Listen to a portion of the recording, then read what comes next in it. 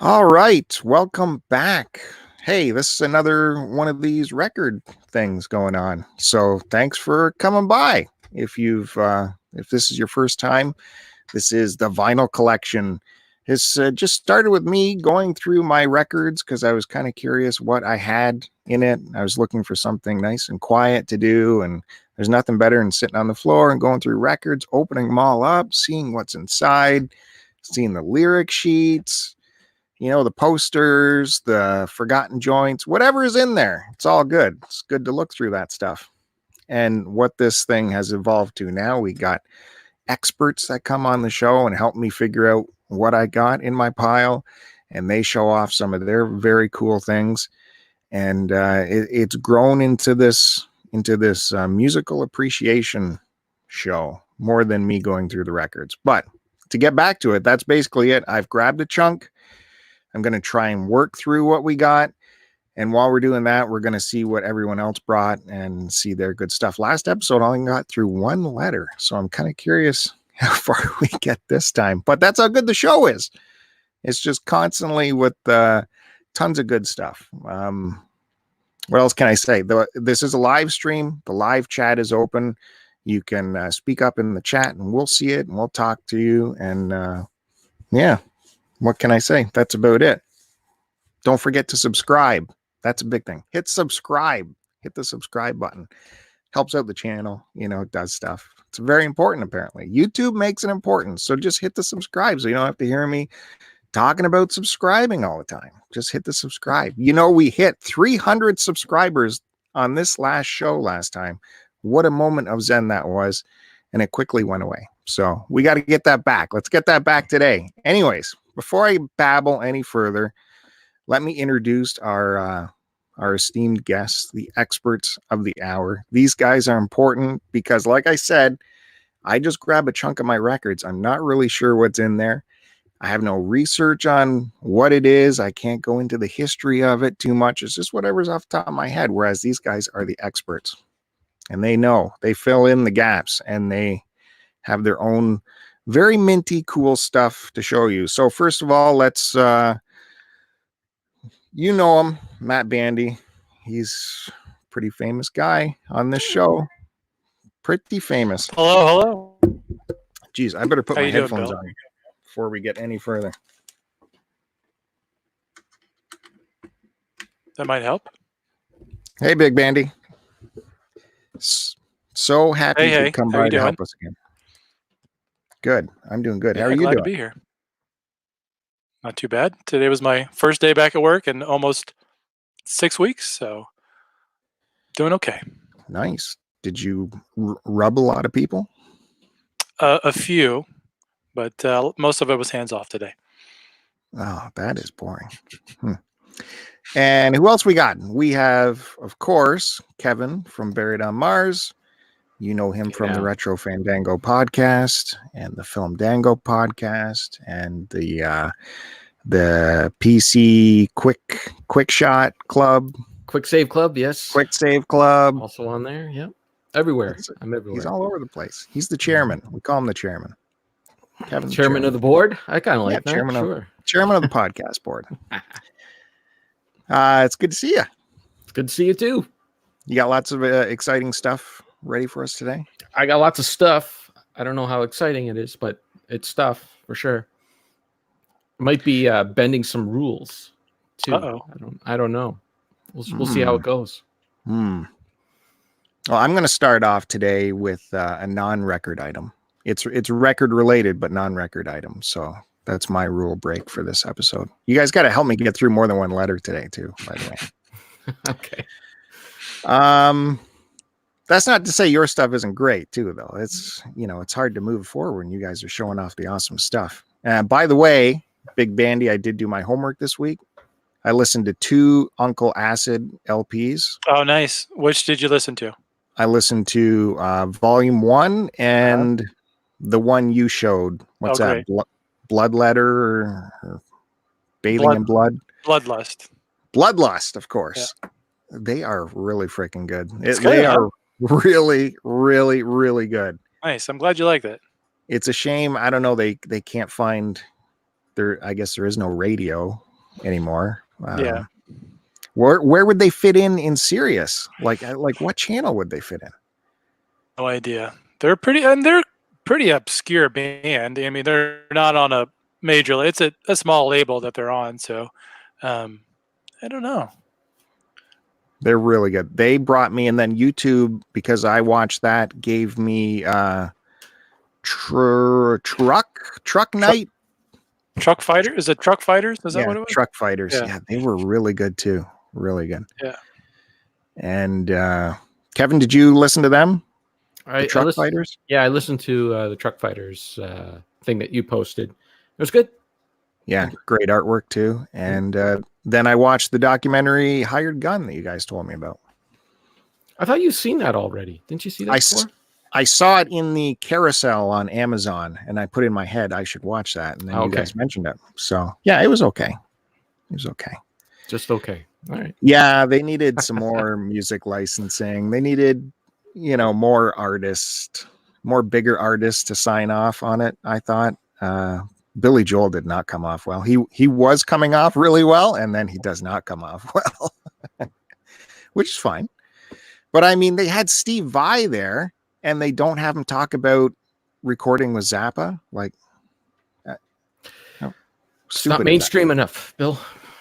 Yeah, they got these doorknobs talking about I don't know, those kid shows, whatever they are. Yeah. I found it interesting myself. It was interesting. They had good stories, but there's meat, man, with the Zappa thing. I told you there for me. I didn't need any more meat. I was good. I was satisfied afterwards. Of course, I'd love to hear recording stories with Bob Dylan because he's so crazy. He rearranges his shit every night on stage. How do you keep up with that? Anyways, I could go on. We're leaving our star guest in the dark here. I got to move forward. I could let Kevin go on for days about this documentary, but we got to move on. So what can I say about our big surprise guest? This is a heavy hitter. He comes from a pretty big podcast himself. Collectively, between Kevin's podcast, Retro Fandango, and my podcast, SCC Pod, all of our listeners have evacuated us to go to their podcast. Personally, I've been lobbying to get on their podcast for years now. For years, I've went around the whole podcast circuit doing all these little, mom and pop podcasts to get called up to the big show. Never happened yet. But that didn't stop me from getting him on our show right here. It's Jake from the Polykill Podcast. Hey. What's up, everybody? Hey, Jake. Hello. Hey. How are y'all doing? So thanks for having me. I did my best to represent the bandana nets. It's literally just a piece of like fleece fabric. But I tried. It's very Karate Kid-esque. Yeah, I'll take it. I like it. Yeah. And let me go ahead and just disclaim everything that Bill said about me. I'm not a heavy hitter. I'm not an expert. I just like music. That's all this is. I buy records because I like music. I'm not an expert, but I have fun. So thanks for having me. Thanks for being willing to come on. I appreciate it. Well, yeah. What else am I doing? Just sitting in this house, avoiding the Rona, listening to music. That's all I'm doing. So might as well gab with some fellow fans about it and fellow experts. This is our first time going with 4 players on the screen here. So hopefully we don't get too much talking over each other, but we'll do what we can. Feels very Brady Bunch-ish right now. Do you want different windows? Here, we can try that. No, that's the same. Yeah, how about this? See, it's all me. Yeah, there you go. I like you guys are nothing. Oh, over there. You're nothing. Yeah, in the chat, we had Chris Roberts. Hey to Chris Roberts. Good to see him. You get the Matt Bandy on, you're going to have Chris Roberts come sliding in there. So that's why we get the big Bandy. Anyways, I was going to start today with, like I said, I usually start with something special, but that's not part of the pile. But today, I'm going back to, I think it was episode 2. People were talking about how to clean your records, and I was giving my advice and didn't have any of the props to go with it. So today I actually found the stuff. So I thought I'd show that. So, and I dropped it all. And my stuff's all 30 years old, so it's not very good if I drop it. But, oh, man. Okay.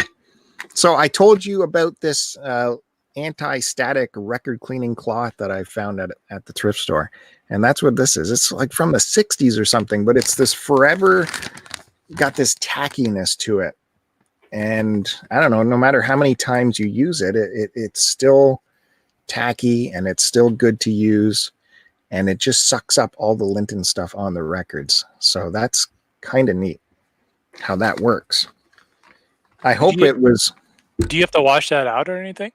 No, I wouldn't want to, because I think it would destroy whatever's in here to make it tacky, right? I hope they designed it to be tacky like that, and it's not something someone deposited inside of it. But look at the price, $1.50 on that. Anyways, it works, and of course, I do have my record brush, and it's an oldie. You can tell it's old because it's so small. The new ones you can buy now from Amazon are nice, big, like shoe brush size, which is really good. But this works, and it had a brush on there, but I don't know where the brush just went. It might have went flying when I just dropped it. Discus. I got one of those as well. Nice. The And I still have my latest, brush. the latest thing I bought to clean records was this thing at my local record store. It's a local concoction that they make, or someone makes for them, and it's this record cleaning solution. I don't know, if you're playing this back, you can hit pause and maybe read the instructions if you care. But you can put this directly on the brush if you want and clean your records, or you can squirt this all over your record and use a microfiber cloth to wipe it off. But I don't know exactly what's in it, but it is made here in Barrie, and it may be harmful if swallowed. So Don't swallow. maybe we can try that later. Maybe. All right. So Kevin, your buddy Deke Williamson has popped into the chat. Oh, hey, Deke. It's always good to see you. That's a real expert right there, as we've come to know. He said listening to this show is like watching a trivia show, because we ask each other questions we don't know the answer to, and then he figures it out. Yeah, that's good. Okay, that makes sense. And yeah, Chris Roberts is there. He's saying, I know tacky. I do. It's my thing. Okay, I'm going to start us off, guys, if you'll allow. Do you allow it? Sure, yes. We need to get through this collection, so let's go. No, this show is going to be, what, part 25 or something? Something like that. So I previewed this at the end of last week's episode. Here it is. That is Cheap Thrills, Big Brother, and the Holding Company. And you might recognize that artwork on there by R. Crumb. And there's Janice on the back. This is early on in Big Brother's career. This is when Big Brother was a bigger band than Janis Joplin. She was just a singer. And they were going to have, if I recall, a picture of the band naked in a bed for the cover. And Columbia Records said, why don't we just go with something else instead of that? And the title was supposed to be, I think, Sex, Drugs, and Cheap Thrills or something. And Columbia Records again said, how about just Cheap Thrills? And they went with that.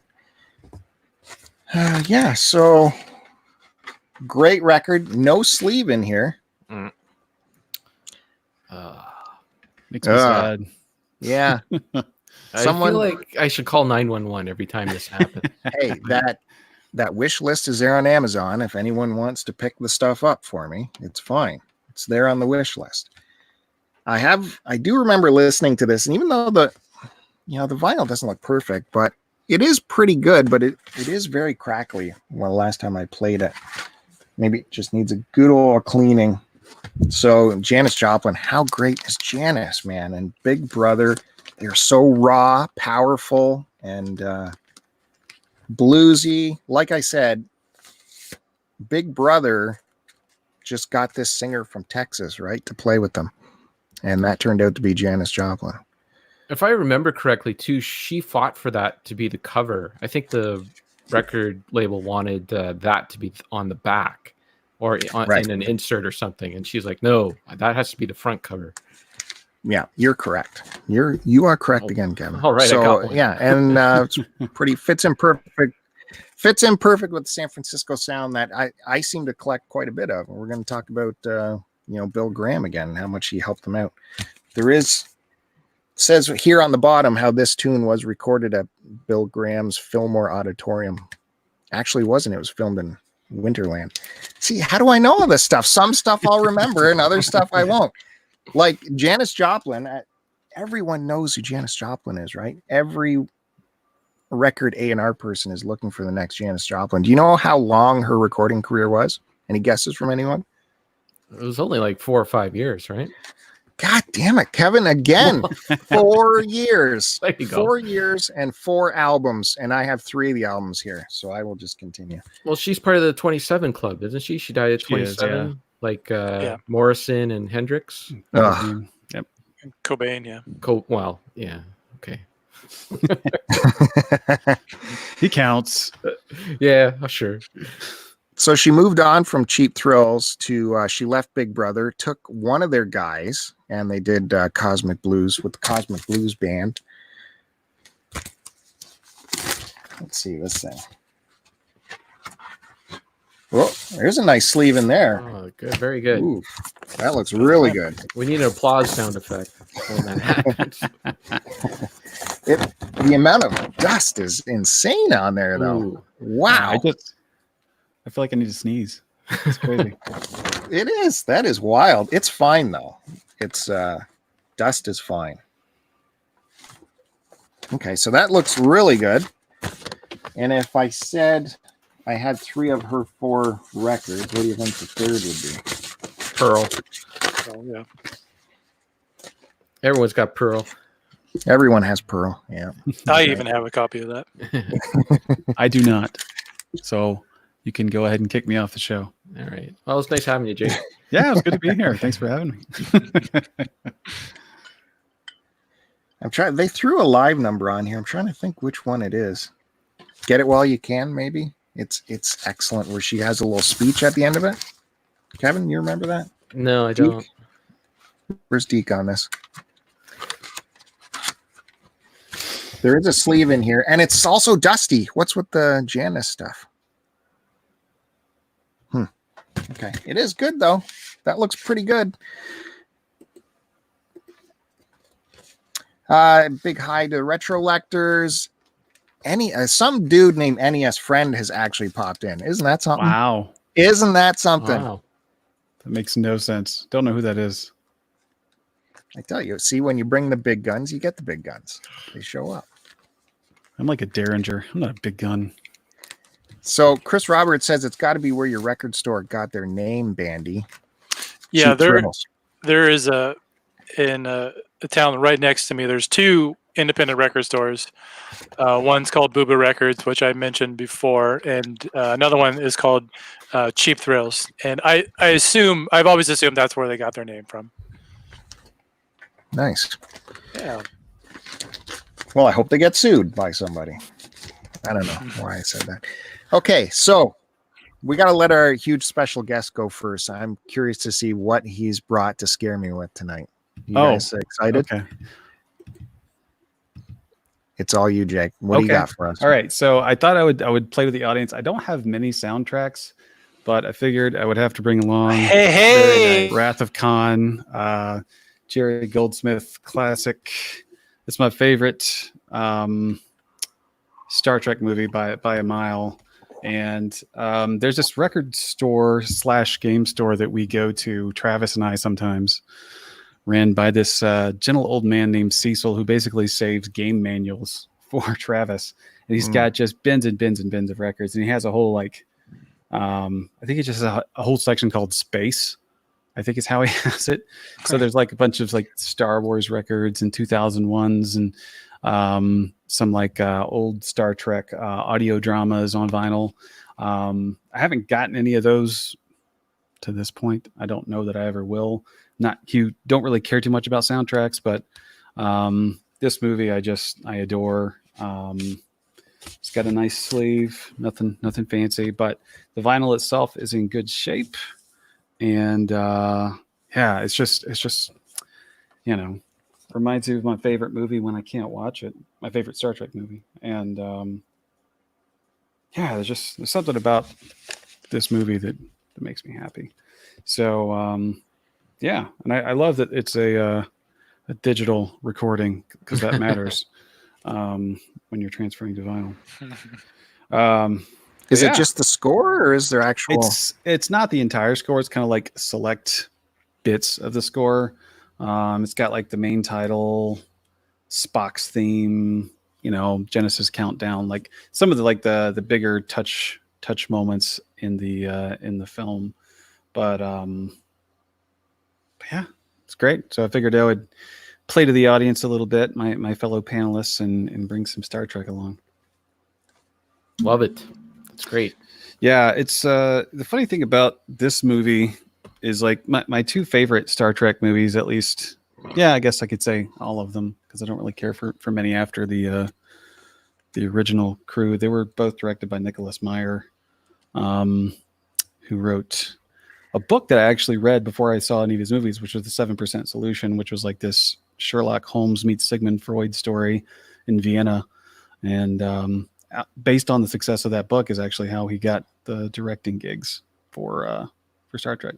Yeah, that was a thing in the 80s. They were making authors directors. Like, it was a Stephen weird King. trend. Yeah. Yeah, Michael Crichton got to direct one. Yeah, that's right. Yeah. Okay, is that all you're going to go with? One off the top here? I mean, I can go with another one if we're doing multiples, which is another playing to the audience a bit here. Steppenwolf 7. I am not huge on Steppenwolf. I like some of their stuff, but I saw this one, and just the cover is so ridiculous that I kind of had to jump in on it.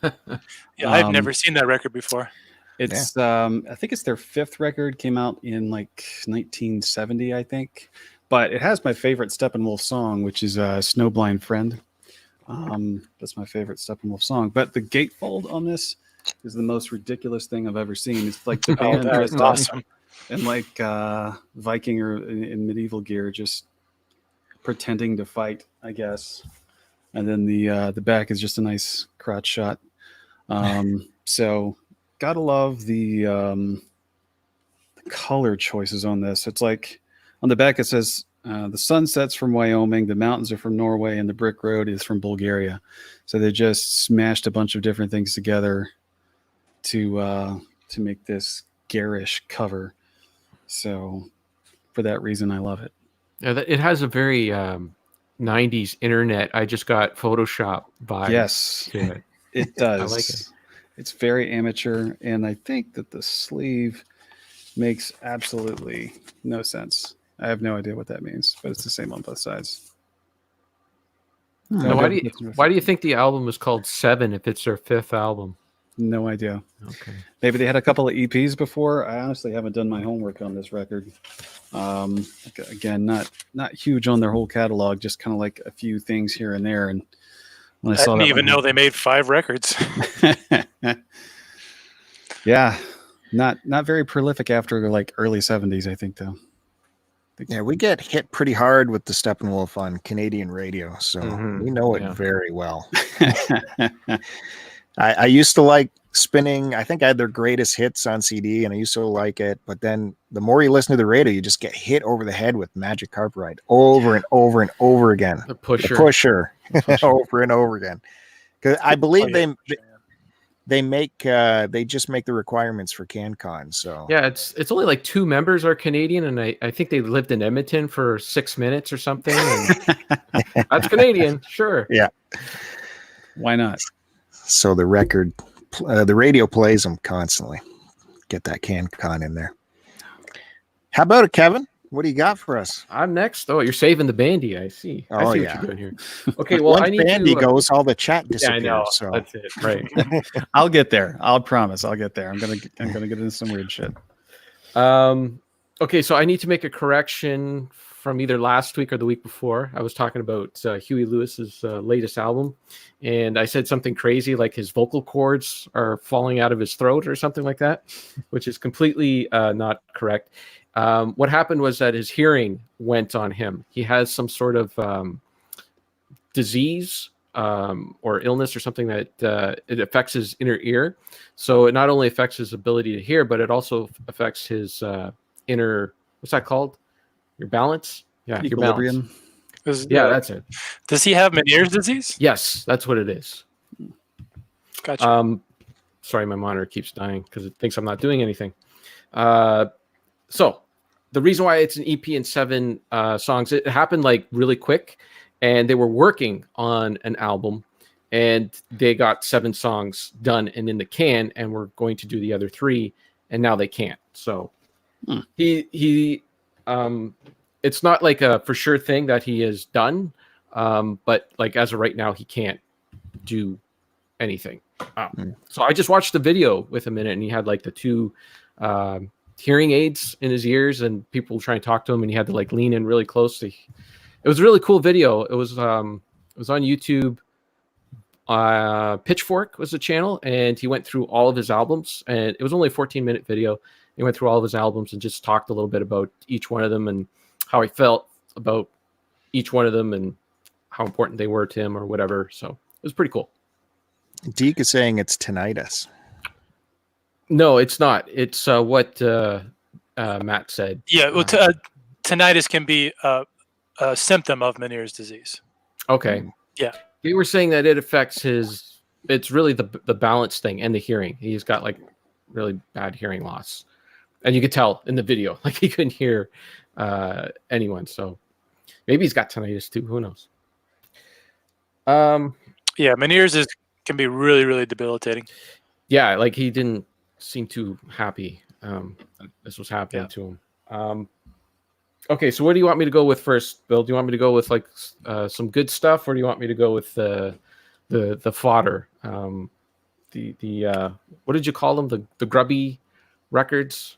Oh yeah, I'd love to see some beat up records. Some beat up records. That aren't mine. Yeah. Okay, well, for our American audience here, I wanted to talk about Max Webster. Do you guys know anything about Max Webster at all? No.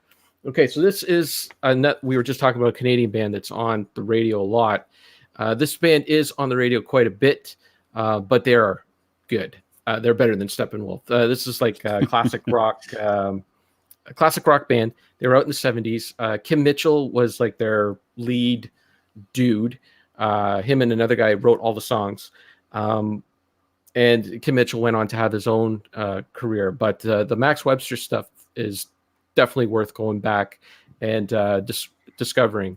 And I have 2 albums of theirs here. I got this one's Diamonds. It's a greatest hits compilation that came out in the early 80s. Pretty common to find on vinyl, but if you ever see this on CD, pick it up because it didn't. It was one of those ones that got printed once in the 80s and never saw the light of day again. Like when they went to do their greatest hits later on, it was like a different version or whatever. So if you ever find this on CD, pick it up. But it's fairly common on vinyl, and it is great. It's got all their hits. If you just want one song to get a taste of them, the most perfect song they've ever done is Let Go the Line. It's a terrific 70s song. It's kind of a little more poppy, but they got like tons of rock stuff. Hangover is just an awesome tune. So check them out. Have the boys heard of Kim Mitchell? No, I'm not. No, I've never heard that. Yeah, no patio entrance. No patio. No, they're huge here. They're this is what they looked like back then. Max Webster's the name of the band, or is that a guy's name in the band? It's the name of the band. The band is called Max Webster. They actually would open when in the 70s. Anytime they came to Canada, anytime Rush came to Canada, Max Webster generally would open for them. I think they were on the same label here in Canada as Rush, so they were good friends. What? Anthem. There, Sarah knew it. So yeah, Anthem Records here in Canada. But yeah, that's a good Canadian band for you guys to check out. So all right, I got one on Bandy. Right on.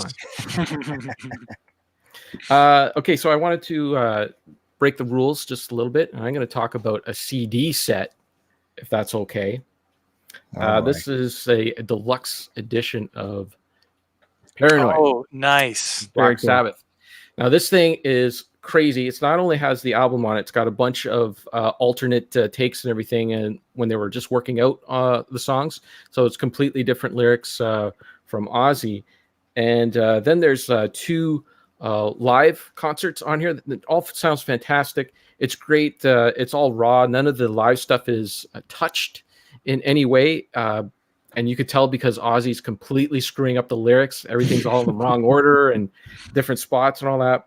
But it's really cool. Like you've probably heard like the songs a billion times, but it's really cool listening to them like work out the songs and all that, and just seeing what different direction they went and everything. Yeah, that's neat. And it's a killer set. It wasn't that expensive. It was $40 for 4 CDs, and then you get this nice book in there, hardcover book. Just had tons of artwork in there. Very cool. Lots where of did, stuff where did you pick that up? Did you order that, or did you happen upon it? I happened upon it, and I hemmed and hawed and said, should I get that? And then I looked on Amazon. I think it was a lot more on Amazon, so I picked it up in the store. It was like Sunrise Records, I think I bought it. Sweet. Another little picture book in here. Now, did that only receive a CD release? Or was there a vinyl release for that too? There is a vinyl release, but I think there's a vinyl release for it. Mm-hmm. But it was like massive and lots of money. It was like $60 for just the one. Like I think it was sold in pieces, whereas this came in all in one set. Mm-hmm. And you got a poster in here. Maybe I should put this up. Let's see. What do you think? Should I put that up? Yeah, get rid of those wedding pictures. Yeah, I know. Yeah, that's wall art. Yeah. Well, I'm still in my backup location here. I'd have a lot cooler place where I usually do my podcasting, but the coronavirus has made that Sarah's at-home studio, or work from home thing. So anyway, just show the CDs. It's live at Montreux, 1970, Brussels, and then you got your stereo, I guess. Paranoid stereo, and then just plain old Paranoid. I think the stereo one, that must be, these are the alternate. The other one's the alternate takes. Anyways. I wish from the beginning CDs would have been released in those paper sleeves versus the jewel cases. Yeah, really. It looks to me it looks so much cooler that way. It's kind of a mix bag because like I wouldn't take this into the car with me. Yeah. There's just no way. So then if I want to take this into the car and listen to it, it's got to come out and go in one of those pouches. And then that's just a disaster because that's how I lose CDs. One cool thing about this set, though, I should show you, is all the CDs in here have sleeves, Bill. Oh, nice. Sleeves for your CDs. That's overkill. How cool is that? Wow. There you go. They're making it look or feel like a record. It does feel like a record, but yeah. It's a nice premium experience getting to your music. Right. Yeah.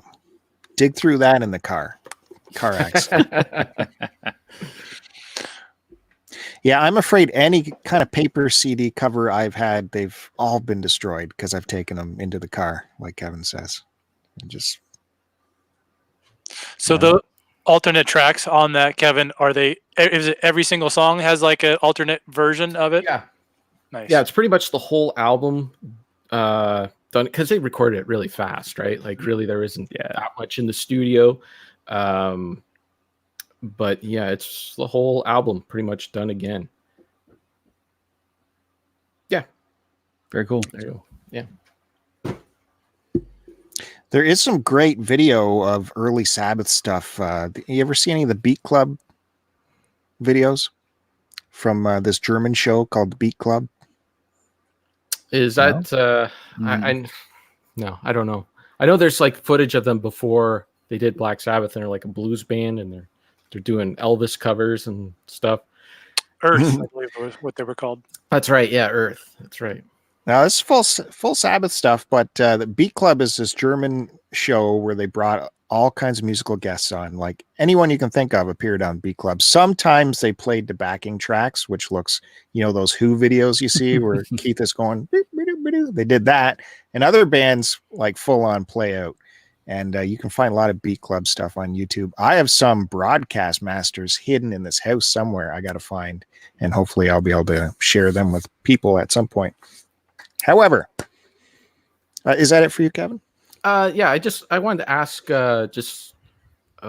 did you guys remember, there was a video I saw a while ago, and it was of Black Sabbath.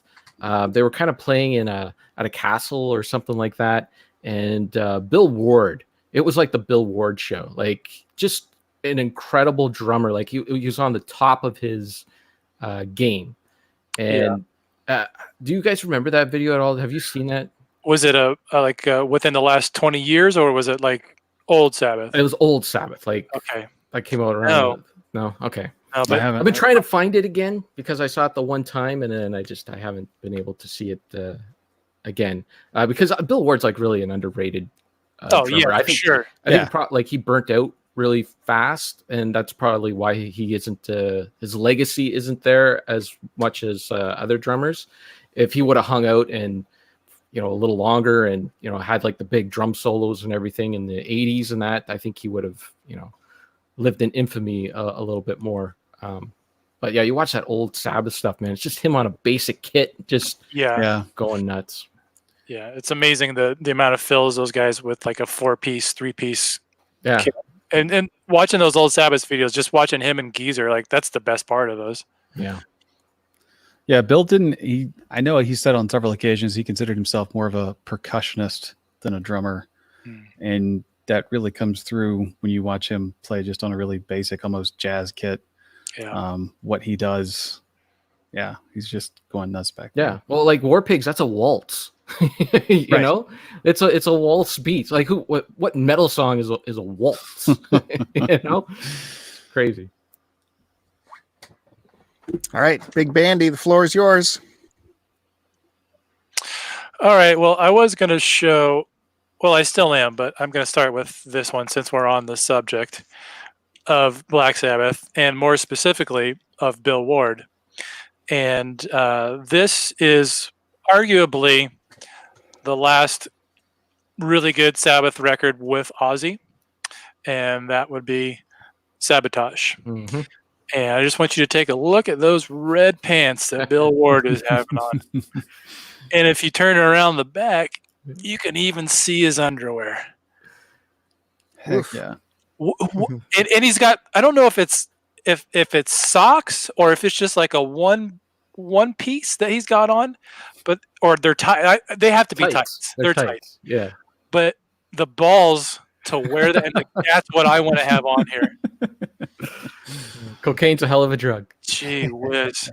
But yeah, this is like I said, this came out in 1975. This was right for me the end of the Ozzy era. There was 2 more records after this, Technical Ecstasy and Never Say Die, which Never Say Die I like. But this this is another. Every single track is really good on this one. Hole in the Sky and Symptom of the Universe. Or some. The Writ is incredible. They're just really, really heavy. Some of Iommi's best riffs on this one, and you can't look at this record and just those pants that Bill Ward's got on. Gee whiz, it's amazing. Yeah, they didn't care. They were just having fun. Yeah, they just like whatever. The kids will buy it. I'll wear tights on the cover, and the kids will still buy it. You guys have any thoughts on the Ozzy era Sabbath? Oh, I'm with you, man. The first six albums are all fantastic, and then they just kind of lost it with Technical Ecstasy. I didn't think Never Say Die is as bad. There's a couple of good songs on it, but still overall it's a little bit of a lost album. And it's kind of a short album too. Never Say Die, at least, but the Johnny Blade is a good song, and there's a couple. Never Say Die is a good. It's a strange song for Sabbath too. It's very Foreigner. Yeah, I could see that. I always thought the album cover was cool. That's almost cooler than the record itself. But So yeah, my next two records here getting a little scary. Not too scary, but these were you remember record stores? You remember when we could go and buy records? Mm-hmm. These were the last two records that I picked up at my physical store before things got shut down. And both of these records came out last year. These were two of my favorite records from last year, 2019. The first one being The Psalms of the Sorrowed Kings by let me get this right. Always screw the pronunciation of this up. Obsequiae. I believe I'm pronouncing that right. Jake, can you help me out with that? I know you like this, man. I do. And yeah, I think you're right on that. Okay. Yeah, I remember hearing that for the first time, and I think I tagged you on Twitter, and I was like, this feels like a Matt Bandy joint. Yeah, definitely. You had mentioned that, and I'd maybe like a week prior to you saying that had discovered this band and listened to this record. But if you want to get my attention, you put a hand-painted castle on the front of your record with gorgeous mountains in the background, and I'm gonna pick it up. At least looks like they'd be very pastoral. I'm like that is a good, You're not far off. a good explanation. So there is a lot of so this band is they're from Minnesota. They're a melodic black metal band, but they're almost half of the tracks on this, like 5 of the tracks are instrumentals, and they have a very Renaissance medieval type feel to them. This is another band that's not going to be for everybody, but if you've never really listened to black metal before, this would be a good, almost like a gateway drug. The production is not as raw as some other black metal bands, but that kind of goes for the melodic black metal. But this album is definitely one of my tops from last year. How are the vocals? Are they guttural? No, they're not. They're very kind of more of a with black metal you won't get guttural vocals. It's more of a kind of a shrieky, more of a retch. Yes, than the low pitched. Okay. But so we got some liner notes, and then I know Bill likes to show. I'll show some boobies for a second. And this came out on $20 Spin, which is one of my favorite current record labels, just on black vinyl. Nice. Yeah, and then the other record is by a doom metal band from Denmark by the name of Altar of Oblivion. This is their third record. Nice little gatefold. And this is another record where I'm a sucker, and I think that all bands should do this, where the album, the vinyl itself will match the kind of goes along with the album artwork. This, I'm a sucker for that. I think that's so cool. Matt Bandy demands that the carpet matches the drapes. I do. Yeah. Please. Yeah, I've seen it may have been on Twitter. It was like, metalheads, we want all black everything, black pants, black shirts, black vest, but when it comes to our vinyl, it better be candy colored. Yeah, no black vinyl. Yeah, but this band, they play more of a melodic type of doom metal. It's not so slow and dirgy. The vocals are very kind of the vocals are unique with this band. Kind of hard to describe them without really listening to the band, but it kind of influences from Candlemass and a little bit of King Diamond. But this label too that put out this record, at least Shadow Kingdom, is another great distro for music, and a great current record label putting out some quality heavy metal, huge range of metal too. They don't just kind of stick with one genre of metal. They pretty much all the subgenres they'll put stuff out. But recommend this Altar of Oblivion. Cool. Jake from Polykill, what do you got to counter that business? I got something weird. I don't know if you guys are familiar with Sluggage. Oh, nice. Yeah, I know that band. Esoteric Malacology is the name of this record. I think it's their 4th record. They're a progressive death metal band from Lancashire, UK. And they're one of those bands, like I'm not a huge fan of like parody music or comedy bands. And this band is the only one that I would consider even close to that. But they're a very serious, extremely talented band. But their concept for their music is that there is this basically great, omnipotent, all-knowing mollusk that we all should worship. And they write songs about it and for it. But they have some great, hilarious songs that are kind of parody titles. So you've got Slave Goo World, Transylvanian Fungus, which is a riff on Transylvanian Hunger, Salt Thrower for Bolt Thrower. But it's just a pair of guys. But this is one of those where we're talking about the carpet matching the drapes. The vinyl is a nice bright purple. That's great. But this is a band that I think I came across them on their 2nd or 3rd record and then kind of went back and then am anxiously awaiting new stuff because they're much better than they should be. I mean, there's some real melodic parts, there's some great clean vocals, there's some growly stuff as well, but it's just one of those records you can kind of go back to again and again. And it's a double LP, which I love, but I hate paying for. Yeah. But it's came out on Willowtip, which is one of my favorite metal labels. As of late, they just consistently put out great stuff. That record came out, 2 years ago? Yeah, 2018. Yeah, I know that I haven't listened to that, but I know that got a lot of praise when that came out. Yeah, I mean it's just a good time. I mean they're got blast beats and riffs, but they're singing about a all-knowing slug, so it's great. Almost like a Lovecraftian, but with a slug instead of a slight comedic twist. Yeah. Yeah. So what about the D, Jake? Tenacious D. Are they okay? I am going to break rank and say I don't care for them in general. Oh my God.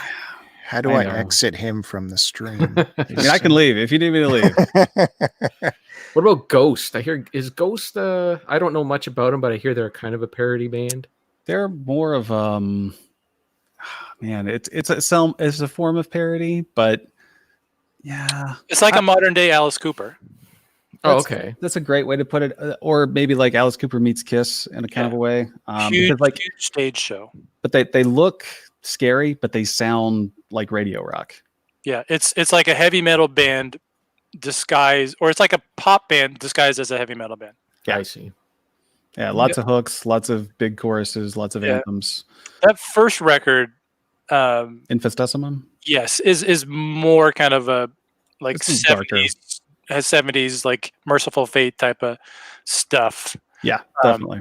But then they went way more. They're like, I think they went all in on being a pop band. I saw them. I've seen them a few times. The last time I saw them was a couple years ago, and half of the crowd was like soccer moms with, I want to see your manager haircuts with their hands up watching them. I was like, this band has transcended. So yeah, wow, yeah, it was weird. Well, time to say hello to Musty's popped in. Producer Jay's popped in. Oh, what's up, friends? Producer Jay says Matt's looking like a 25-year-old Willie. Nice. I appreciate that. 25. I like the 25. High praise. I'm sure he's thinking the same of all of us. 25. Well, let me continue, if I might. I forgot there was another Janice here. Of course, everyone has this one. Oh, there you go. Greatest hits. They love the photo so much on the front, they put it on the back. Why take that second one when the first one's good enough? That's right. Don't want to waste all that production money. So, yeah, everyone's got that. There's a sleeve in it, guys. Nice. Good. That takes us out of the J's. Wow. Starting with the H's. Is it Herman's Hanson? Hermits. I wouldn't mind some Herman's Hermits, but I don't think I have any of those. Herb Alpert. This is kind of out of order, but I guess I'll start with the big one in the H. Kevin? Hendrix. Yep. Wonderful. In the West. So that must be, is that a bootleg or a live? An official live? I think this is official. Let's see here. Yeah, it's by Ryko Disc. Okay. It's gatefold. Very nice. It looks pretty cool. Very cool. Get those words in there for you. Blue suede shoes. The Queen. What's that? What's that about? The Queen. Manufactured and distributed by Kinney Music of Canada. Kinney. Produced by Eddie Kramer and John Jansen. Remixed.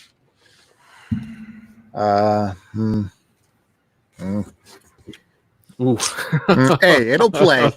That'll play. Not on my turntable. That's not going on mine. That's the camera showing bad. That's your backup turntable. See if it's okay. Still plays. That's from 72 in stereo. Yeah, the Queen, Sgt. Pepper's Lonely Hearts, then Little Wing. It's only 3 minutes long. Kevin, maybe you can answer this, because like that Hendrix version of Little Wing is so awesome and amazing, but it is always so short. Where is there a full version of that where he just keeps going? Is there one? I don't think there is one. There's live, but of that studio track, I don't think there's like an uncut one. I'll have to look for that for you. I'll put it in my notes and I'll get back to you. Okay, good. What did I say? Ryko Disc? Reprise. Reprise Records, that's right. Are you experienced?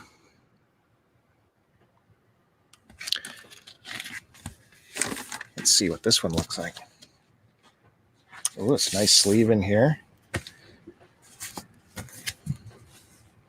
Ooh, that's sharp. Looks in good shape. I don't know. We've been fooled by his sleeves before. Sorry, we all can't buy brand new mint records, guys. Yeah, let's see. Yeah, it's a good one. It's fine. Yeah. It's clean. A fingerprint on there, but it's pretty good. It's 1979 Warner Brothers.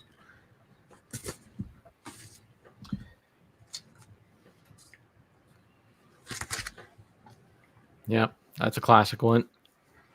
Band of Gypsies. This belonged to this person. Now, that fingerprint, that label. See, me and Kevin went to a yard sale, and there was a guy blowing out boxes and not this story boxes again. of vinyl. I'm not going to say anything bad. I'm not going to bring up how you made us half an hour late and missed all the good stuff. But all of his stuff had this label on it. Am I right, Kevin? Am I thinking the right yard sale? I bought several records off of that guy, and none of mine have a label like that on it. Oh, okay. I think you were just looking for an excuse to bring up that story again. Well, the things we could have gotten. I got good stuff there. I don't know what you're talking about. I got some Grateful Dead. Those good times. Some Beatles. You got Grateful Dead? Yeah.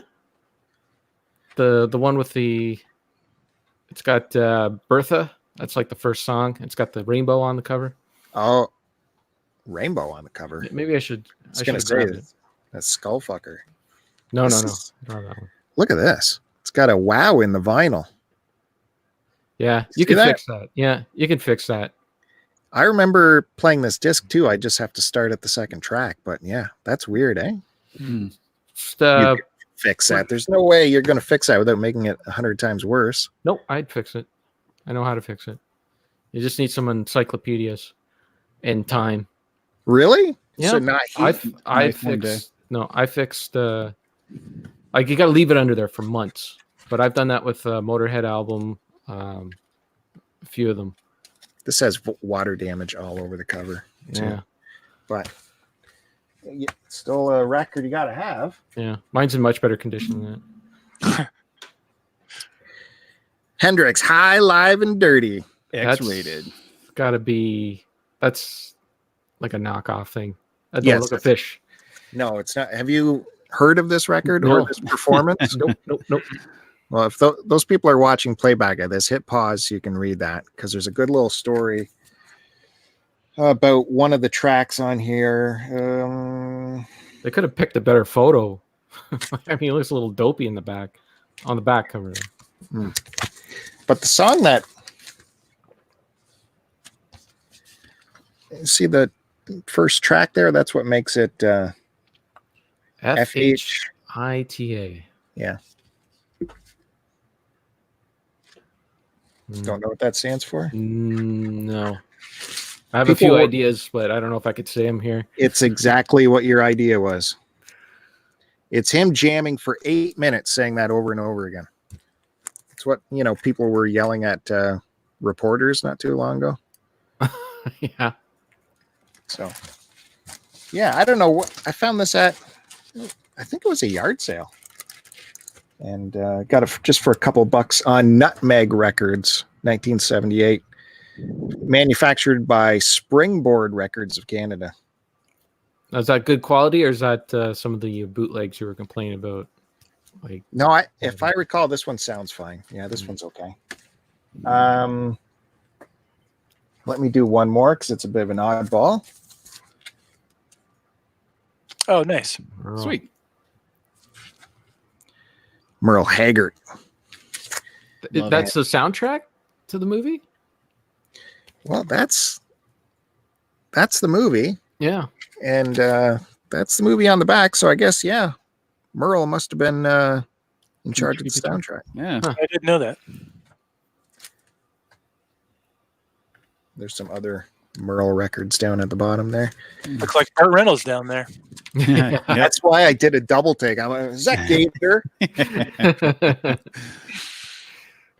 Because there's some weirdo on Twitter that talks trash about Star Wars, but goes on about the Gator franchise, how great it is. Can't help it. I got taste. Looks like someone's cat danced on that one, Bill. Yeah, I don't know what this is. It's got cat scratch fever. The other side's pretty good. It's fine. Who was the female lead in that movie? Faye Dunaway, right? Oh, gosh. You got it. So good in that. And after my performance here on the solo layout, we have 0 watchers. So there you go. Bring us back, Kevin. Bring us back. Oh no, the pressure's on. Okay. Jeez, you show one Merle Haggard record. Everyone fails. Is anyone here a fan of Styx? I grew up listening to them because it was always on classic rock, and being in, growing up in Illinois, that's they were from that area. So, well, take everything that you know about Styx and throw it out the window, because a few years ago they put out this album. Why does my monitor die every time it's called The Mission, and it is fantastic. This is like a get back to their roots kind of deal. It's just a great prog rock album. They have a few lineup changes. Gowan's like basically their lead singer now. I don't know if you guys know who Gowan is. There's another big Canadian guy who has a bunch of hits here in Canada, but they hired him, and I'm not a big Gowan fan. He's played in Canada. I would say hit, and then Sarah would correct me and start listing off 5 or 6 songs. But yeah, if you ever want, like, just check out the song "Gone, Gone, Gone" by Styx. That's on here. It's fantastic, and it's just a great record. So I recommend that one. Oh, maybe I should show this. You got the launching. Sweet. Back there. And then you got your gatefold of just redness. So you said it's a new vocalist? He's been with them for a while. Okay. Gowan's been with them for, I don't know, probably since the 90s. I've never listened to it before. Like, I've never listened to anything they've done before that. But they just played the song. I heard the song "Gone, Gone, Gone" when they were coming out with this album. And I was like, wow, that's fantastic. So then I gave the rest of the album a spin, and I really enjoyed it. So that's always kind of weird. Like, I mean, the Styx, their singer, I'm not sure what his name was, the original singer. I mean, he's got a pretty unique voice, right? Yeah. So, like, when a band switches singers like that. Well, I think he's still, like, that guy's still with them, and he still sings, but they kind of switch off, and, like, Gowan's got a few songs on here that where he's doing the singing. But this thing's called The Mission, and it's about a mission to Mars. And, you know, you got, like, your astronaut, like, your whole, your mission statement in here and everything that you follow along, and then you got the lyrics in there. So you got your statement, then lyrics, and then which is, you know, when you land, what to do. So it's a concept album. But it's cool. It's very cool listen. Okay, and then next, a few record store days ago, the Sheepdogs, which is a Canadian band. Have you guys heard of the Sheepdogs? Yes. I've just heard you talk about them. Okay. Well, they, they were, I guess they were coming about 15 years ago, before the whole vinyl revival thing. And their first few albums were only put out on CD. So a couple of years ago, or maybe it was last year, they put out their first two albums on vinyl. And of course, they came out on Record Store Day, and Record Store Day is always just a complete mess on, like, who's going to have stock and whatnot. So I, went to several stores, and I couldn't get them anywhere. And then I went to Discogs, and this was my first and only Discogs purchase. And they had them there for the price. Like, it wasn't jacked up or anything like that. Like, I saw a few on eBay, and they were already, overpriced. And Discogs, it was a storefront, and they were selling it for the retail. They didn't mark it up or anything like that. So I ordered the first two albums, and the first one I got it's called Trying to Grow. And when it showed up, it had the autographs from the band members on it. It was all marked up with autographs. I'm like, I wasn't expecting that at all. So love that. Yeah, that was really nice. Nice treat. I can't remember if any of it. Oh yeah, okay, there you go. Just for Matt Bandy. There's the carpet. Or no, there's the drapes, and there's the carpet. Oh, that's gorgeous. Yeah, I love that. Sea foam, I love that. Yeah, I like anything that's see-through. Yeah, that's cool. Yeah. No, was that signed on the cellophane, or was that on the? It's on the. It's on the record itself, so it had to be signed, and then they sealed it up, right? Yeah, that's cool. So I just left it on there. I always leave my cellophane on there if I can, for extra protection for whatever reason. 100%. Yeah, absolutely. If I can, unless it's a gatefold, then it has to come off because I got to look at the gatefold. Mm-hmm. Mm-hmm. Mm-hmm. Is that it for us for this round? That's I got to pace myself here. Oh yeah. Do you guys know that an hour has gone by already? I believe it. Hard to believe. It flies by. To me, this flies by. What do you got for us, Big Bandy? Okay, I got a couple records here, all by the same band, which I've shown one of the records on my first episode on the show here. It's a 3-piece band from Sweden called Monolord. This is their first record called Empress Rising. This was put out by Writing Easy Records, which is a small indie record out of Huntington Beach, California, I believe. But this record, it's super riff heavy, very even especially in their early records. It was more emphasis was kind of more on the music than the vocals. Thomas, their lead singer, he's a guitar player as well, but he's got a very like kind of haunting vocals. It's not harsh vocals at all. It's very kind of pastoral.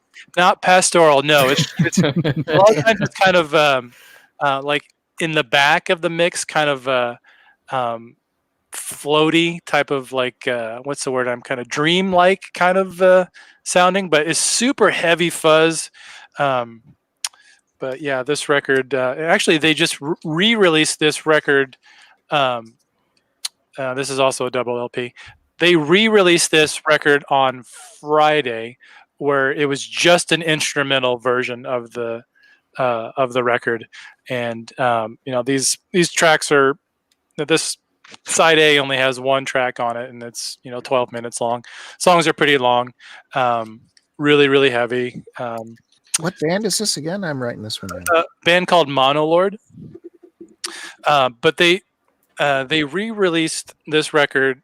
I don't know if Jake, if you knew about this, but on last Friday, Bandcamp waived all their fees, and anything you purchased on Bandcamp, all the money went directly to the artist, and they've done that a few times since the quarantine business. But so yeah, I thought that was kind of cool. Yeah, I think they raised like I think it was like $17 million that went directly to artists this Friday. Oh wow, nice. Jesus. Yeah, and that's where I do order a lot of like physical media from Bandcamp as well, because you're buying directly from the artist. Yeah, I prefer it. Yeah, and this is their second record called Veneer by Monolord. This also was released on Writing Easy Records. There's a picture of the band on the back. This was actually the first record of theirs that I heard, and this was kind of their record, I think, that kind of got them on people's radar. Have you heard this band at all, Jake? Yeah. Okay, cool. I'm trying to remember which record I heard first.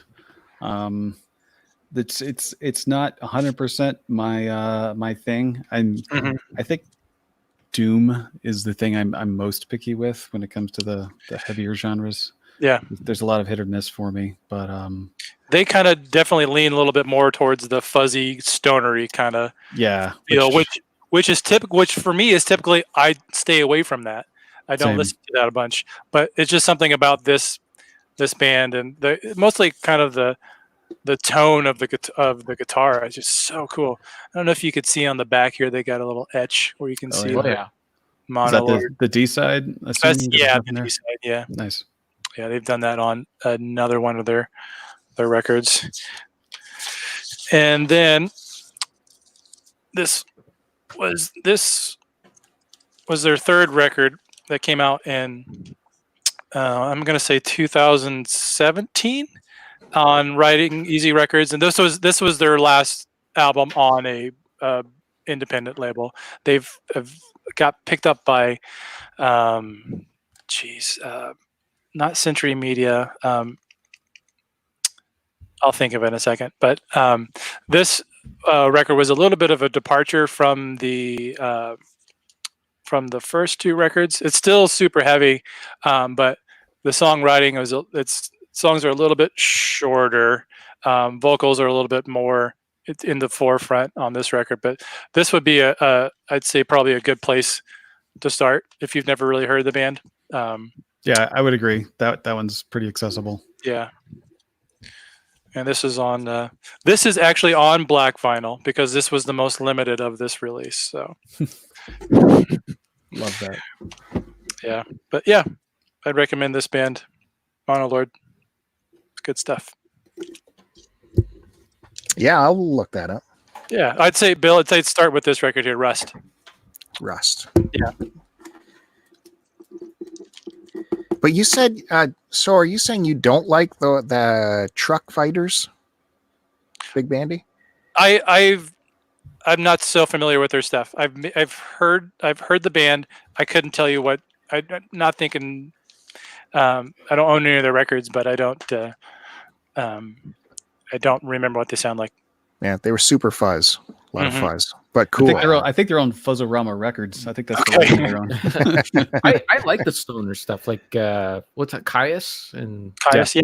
Like that. Yeah, it's like stoner stuff by itself is good, but like when you're mixing like doom metal and stoner, and it's I'm real picky when it comes to that stuff. A lot of it, some of the stoner stuff, like just gets real predictable.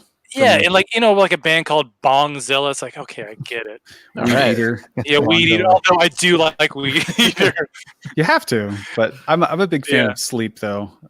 Big fan of Sleep. They're very stoner, obviously. Yeah, that's about as stoner as I get with doom metal. Fair enough. Yeah. Yep. I'll say hello to Frantic Josh has popped in. Hey, Josh. Hey, what's up, Josh? Well, he'll be hosting this show any moment now. Give it a few episodes. All right, Jake, what do you got? Okay, I'll go into left field pretty quickly here. I don't know if you guys are familiar with Soccer Mommy. Oh, wrong guy. Well, was it? Was it though? But Soccer Mommy, it's kind of like this record specifically, but she's like it's the lady's name who is the band basically is Sophie Allison. But she had a record a couple years ago called Clean. It kind of got some I guess notoriety in the indie rock scene, but it feels very like Alanis Morissette. Especially this record. This whole thing is sort of geared to be like a very 90s aesthetic. So, it says, got all these different, side A, side B. But the idea behind this record is that any song with the word blue in it means one thing, yellow means another thing. Those are pretty obvious emotional things. But what I love about it is a couple of things. One, came with a big poster, which I won't unfold the whole thing, but gotta love posters with your records. It also has a pretty cool sleeve, lyrics, nice colors everywhere. But it is also, since blue and yellow are the predominant colors. Oh, nice. Blue and yellow vinyl, very stark. A little bit of green in the overlap, obviously, but there's a song on here called Circle the Drain, and I think it's my favorite song of the year so far. Genre agnostic, like it's fantastic. It's one of the better songs I've heard. It also came with a page of stickers. Oh, funny. A little Tiger Electronics thing there. But yeah, this is easily the most accessible music that I've brought tonight. But if you like that sort of 90s indie rock, Alanis Morissette kind of vibe, you don't mind being a little down when you listen to music because it's kind of a bummer. But it's just gorgeous, well written, nothing super fancy, nothing special, but just great music. She does all the instruments on that? She does all on the recordings live. I think she has a band. Nice.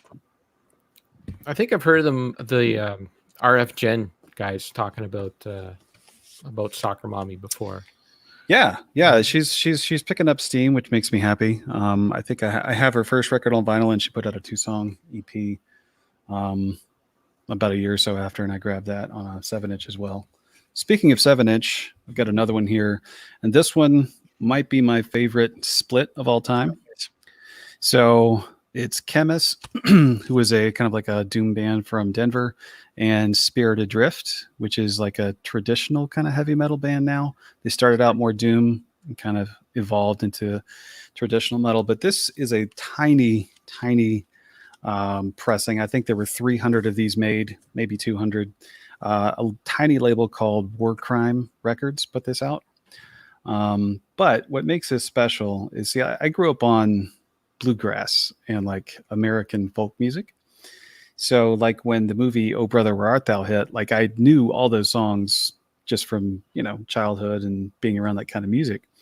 And both of these songs are covers of songs from Oh Brother Where Art Thou, the two biggest ones, which is A Conversation with Death, which is the one that Ralph Stanley sings, is I think one of the Grand Dragons of the KKK. And the other is, of course, Man of Constant Sorrow. Chemist does A Conversation with Death, and Spirit Adrift does A Man of Constant Sorrow. But it's just they're perfect. They're just gorgeous renditions. Nice red little 7-inch there. This isn't a great pressing. It barely works, but like I just had to have it because it's one of my favorite splits of all time, just from two bands that I adore doing songs that I grew up with. So when did that come out? 2017, I think. Okay. Yeah. You can buy it on Bandcamp as a collection, and I think each band kind of have this song as a single song on their streaming profiles. But yeah, it's fantastic. It's just gorgeous renditions of those songs. Are they played in a bluegrass style, or are they played in their style? They're played heavy metal. Okay. Real doomy versions of those songs. How'd you manage to get such a limited press? Well, believe it or not, there's not a huge audience for metal covers of bluegrass songs. The other one was just kind of right place, right time. I was kind of tooling around on the internet when that went live, so I jumped on it. And I could be wrong about the numbers, but I know it was less than 500 total, because I think they did like 2 different colors. They did a black and a red. So cool. Yeah, big fan. Is it my go? Sure. I don't want to skip Kevin. No, I don't think you have. We're going old here, so I'm kind of afraid what the vinyl is going to look like with this stuff. But let's give it a try. Hollies? Anybody? Absolutely. Look at that. Just one look. I love that song. Yeah, who's in the Hollies that we know? Buddy Holly. Graham Nash. Yeah. Come on. This is funny because it was owned by RC and RC and RC. And then, nope, this David guy who signed it here scratched out all the RCs and put his name on there. So I got to scratch out this David guy's name and put my name on there. Yeah. Oh, he left an RC here at the top. So what do we got here? Recorded in England, manufactured capital in Canada. This is a repress, I guess, because it says album first published in Canada, July 1964. This is the Capitol 6000 series. Now, if you go way back on the Start to Continue YouTube channel, I did a video on the Beatles Capitol Records, only in Canada records, where I talked about the 6000 series when it came to the Beatles. You should go back and check that out. There's that dot I told you about where it says it's just mono. Mm-hmm. Oh yeah. That's a Capitol Records thing. No sleeve. Yeah, it's got some wear, but I mean, it's fine.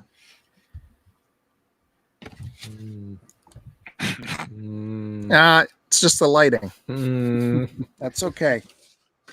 That's still a keeper right there. Do you guys know which one of these is Graham Nash? I think it's that one. I was going to say the other guy myself. This guy? All right. So that's Stay with the Hollies. These Capitol 6000 records are funny, right? Because the Beatles one was Meet the Beatles, and there might have been a with the Beatles too, like With the Hollies. Here's another Capitol 6000 series, Hollies, Can't Let It Go, Look Through Windows. So this is another Canada only record. Canadian production by Paul White, Capitol Records of Canada, first published June 1966. But this still could be an original pressing, Canadian-wise. It's just the first, it was first published, across the pond in 66, or in the States. So, and yeah, this is the same dude signed it up there. That's good.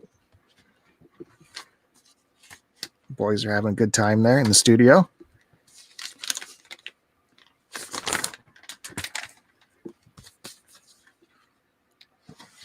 It's got the easy access cover. It's a homemade gatefold. Yeah, that's grab that record from any side. It's not how it looks. It's the importance of the record itself. This is a very important record. Oh, yeah. So that stays in the collection due to respect. Oof. I'd be updating my copy. Well, you're not going to find them. This is an original 1966. And like I said, it's important to note how there's a Canadian producer involved in this, because Capitol Records would just send over all of the tracks to Canada and they could mix it however they wanted for the Canadian release. So what you got here could very well be a different mix than what was officially released. And to follow up with the Holly, some Buddy Holly. Nice.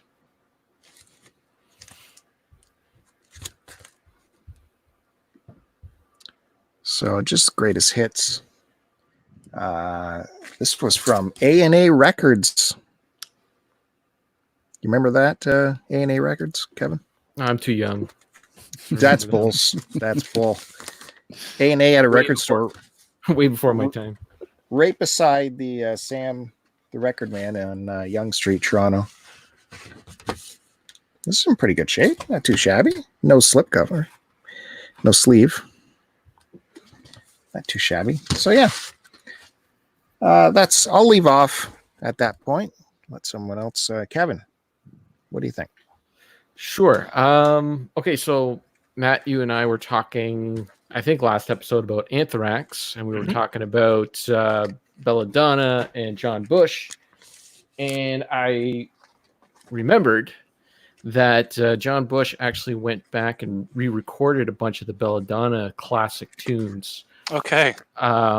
Are you aware of this? Did he do it with Armored Saint, or was it under like his own name? No, it was with Anthrax. I did not know that. The album was called The Greater of Two Evils, and I had a let's say a Napster copy of it way back in the day.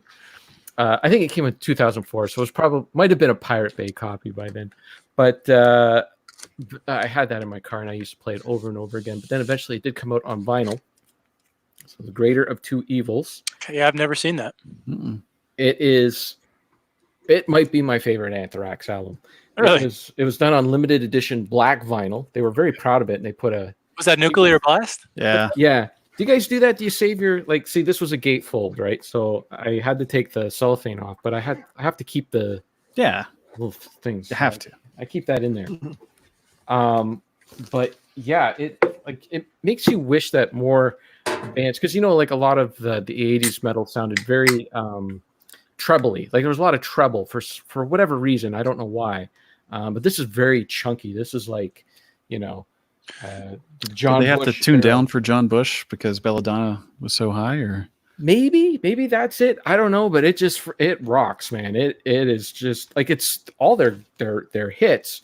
The two hits from the first album, Death Rider, Metal Thrashing Mad, and then you got Cotton Mosh, AIR, Among the Living, Keep It in the Family, Indians, Madhouse, Panic. Like, it's just all their hits. I Am the Law, Belly of the Beast. It's just one after the other, and it's all done in studio. So they're pretty much just doing their live show, their live set in studio. But what year was that recorded? 2004, I believe. Oh, okay. It came out. You got the nice little. I didn't realize he was still with them in 2004. Yeah, he Belladonna came back. Yeah, he came back for a bit, but I think that was even after 2004. It was around I think it was right after they did that We Come For You All album. That was like early 2000s as well. Yeah, it's just the same symbol on the other. So it's a double disc. But yeah, I caught wind of it that it was coming out. So I actually pre-ordered it. So hopefully you could still get it. But if anything, you can give it a spin on Spotify or whatever. Sure. And check out those tunes. But yeah, good times. Very cool. And so then I grabbed a couple of my favorite all-time live albums. One is a clean, pristine new copy, and another one's a beat-up copy for Bill. So I really love any sort of live album that just doesn't have any touch-ups on it. I understand why bands do it and all that, and I don't hate them for it or anything like that. And I buy them and I listen to them, but I prefer it if they're just done raw and without any touch-ups. And it is raw and without any touch-ups when there's a lot of mistakes and errors and band members doing weird things. So one of them is Crosby, Still and Nash, Four-Way Street. This is a reissue from Record Store Day last year, I believe. I'm pretty sure I bought it last year. Big, I think it's a triple. I think there's 3 discs in here. Yeah, there is. And the way they broke this up, it's called Four-Way Street because there's Crosby, Stills, and Nash doing a set. There's Crosby, Stills, and Nash and Young doing a set. Graham Nash does a set, and then Neil Young. I think the last one. I think is just all Neil Young just sitting there with the acoustic doing just a bunch of hits and that. And it's sometimes they're harmonizing, and sometimes it's a little bit off or whatever. But they just left it as if you went to see them in the early 70s, and it's a fantastic live show. Yeah, I inherited that record from my parents' collection when I was in high school. Nice. Yeah. Mine was definitely it was a double LP. It didn't have 3 in it. Yeah, they how they kind of space out the recordings for these re-releases. I think they're 180 gram vinyl, and it's just they do it at a slower speed to improve the quality or whatever. But it was like the price of a double for a triple disc, and I always wanted to have it. So another 70s live album, no cuts or anything like that, and it's probably their best album, and that's Aerosmith Live Bootleg. I don't know if you guys ever had an opportunity to listen to this. What Aerosmith is that? This is the 70s. Okay. And yeah, there is just it's raw. I mean, the mistakes, everything is in there. The wrong lyrics are sung. All that crazy stuff because they were into the drugs and all that stuff. They got a nice big gatefold in there. It's a big double live. I love 70s Aerosmith. Some of it's overplayed, but a lot of the album tracks on those albums are just fantastic. Aerosmith's album tracks are better than their hits. I scratch my head sometimes on why the hits are hits, but yeah, I got this from a buddy of mine who was my buddy Frank that Bill knows. I was just selling a bunch of albums for a friend of his, and this album, when I got it, it was in rough shape. It didn't have any sleeves, so I bought some. Bill, please, I bought some sleeves with the anti-static off of Amazon, so put them in there. And they played really nicely. I was afraid they were going to sound all crackly and everything because they didn't have the sleeves in there, but played beautifully. So those are my top 2 recommendations of live albums from the 70s. Nice. Even if you don't like Aerosmith, give Live Bootleg a shot. And same thing with Crosby, Stills, Nash and Young. Give that a shot. Did you watch that Crosby documentary yet? I have not. I just heard you talk about it. Really good. Really good. The latest news on that front is that David Crosby has sent Neil Young an email, and he's waiting for a response. Yeah, that's been a few years though, hasn't it? No, just within the last couple of weeks, he's reached out again because he wants to get back together for this whole pandemic thing and do something special. Yeah, I could see him wanting to do that. I don't know if Neil would be up for it, but yeah, that'd be awesome. Oh, it would be. Well, if you watch that documentary, they show their last performance together, and it is frightening. Yeah, I've heard that the harmonies are just not there anymore. Well, it was an outdoor show. It was kind of an impromptu thing. They could have not. If you don't have the right monitors and you're trying to do harmony, forget about it. Yeah. It can make anyone sound like trash. Anyone. Yeah. That's why whenever I got recorded, I didn't have proper monitors. Right. Yeah. If you want a good example of that, watch Bob Dylan's performance on Live Aid. There's other stuff going on there. There was so much going on there. There's Keith Richards involved with that. So there was a lot going on there. A lot. Hey, Jake, why don't you show us what you got lined up here? Okay. Change it up here. Yeah, this is a big change, but there's a cool story behind this one. This is a band called 1914. They are a French death metal band, and their whole career is about writing about World War One. The name of this record is The Blind Leading the Blind. It came out independently in 2018, and then after its sort of success in rave reviews, Napalm Records picked them up and then got them to some physical merchandise and whatnot. This is one, I mean, it's one of the heaviest records that you'll hear probably in terms of like death metal. I mean, it's loud, it's angry, it's scary, but it's just a really harrowing sort of trip through all sorts of battles. Like the songs are basically different offenses. Sometimes they're just about a specific tank. There's one whole track on here about the which one is it? The Mephisto tank, the German tank, and it's basically just a spec sheet of the tank as a song. It's really cool. But the cool story about this is I'm in a Facebook group with some friends, metalheads. We just talk about different records we're listening to, whatever. We dropped this in there, and people were talking about it. People were talking about World War One, and then I recommended Dan Carlin's Blueprint for Armageddon podcast, which I don't know if you guys are familiar with hardcore history. It's Dan Carlin's podcast about history. It's fantastic. It's like 8 4-hour episodes on World War One of him just recounting the history of World War One. And based on that, this guy listened to this record, listened to those podcasts, and then decided to change his major in college to modern history. So that was cool. And I'll do a local shout out for some of you Canadians. There you go. Mold. This is some gnarly death metal. It's also from 20 Buck Spin. I think Matt brought them up a bit ago. Tomb Mold is actually the name of an item from Bloodborne, the video game. So they're kind of nerds. And I love this cover art. It's very, I don't know, some Geiger in there. There's some really tubes, eyes, machine. Yeah, their first LP too. That artwork was wild as well. Manner of Infinite Forms. It's more like the browns and reds. Yes. More just wild. Yeah. But this one has a nice, like, clear, little bit of vomit, maybe. I don't know what's going on there. So all kinds of splatter. I'm not joking. I think they did 20 Buck Spin did 7 or 8 different variants for this release.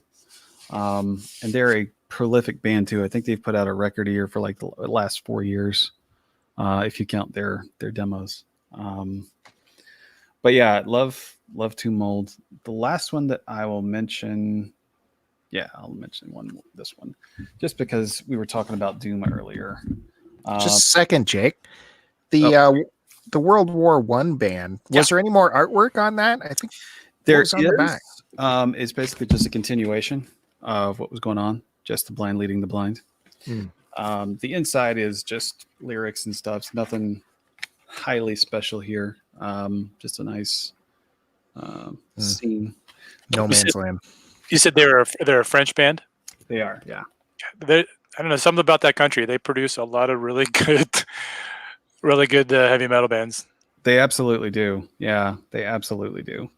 I'm kind of over the whole Scandinavian scene. I think they're becoming a bit of a parody of themselves with their metal. Yep. Yeah, F those guys. Yeah, right. But this is, we were talking about doom metal earlier. This is, I think, my favorite doom album of all time. Matt, you know this, right?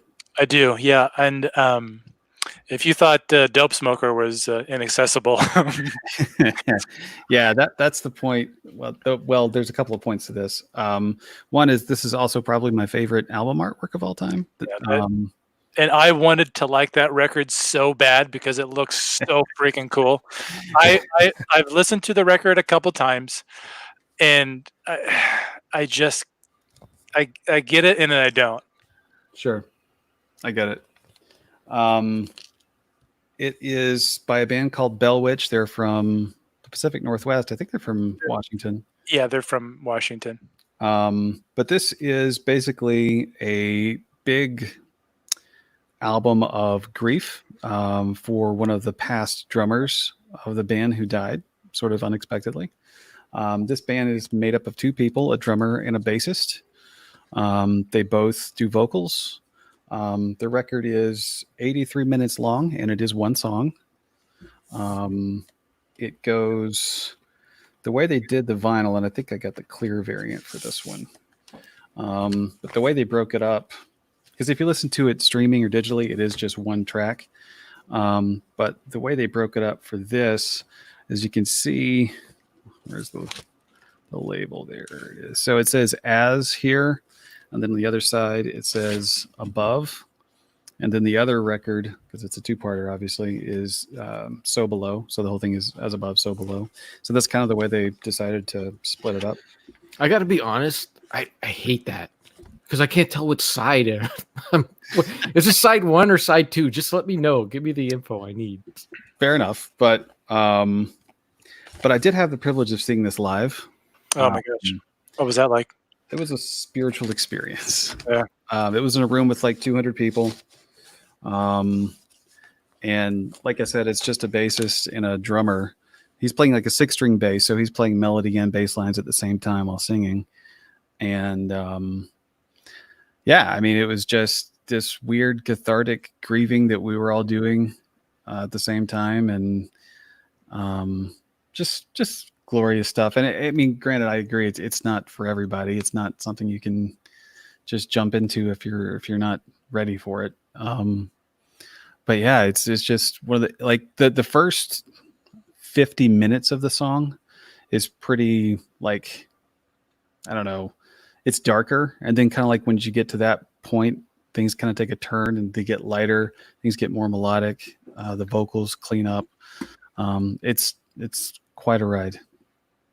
I would recommend you guys to get an idea what he's talking about. Just at least listen to it a little bit.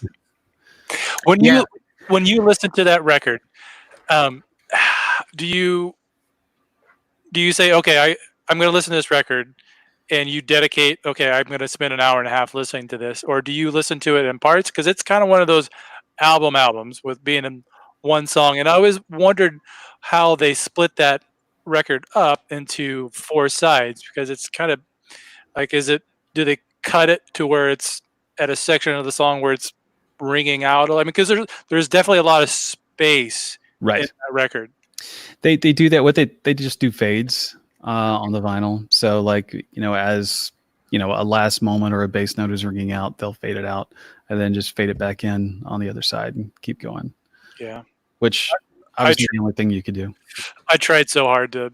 It's one of those things that is cooler maybe than it is. Yeah, I guess that makes sense. Like, but I don't know. I just, after I saw it live, I really really connected with it. Yeah, and funeral doom in general. Have you tried Ahab? No. Try Ahab. Okay. They might turn you around on funeral doom. Yeah, you guys have sold me. Funerals, grieving, sounds like a party. I'm there. I like to be sad, man. What can I say?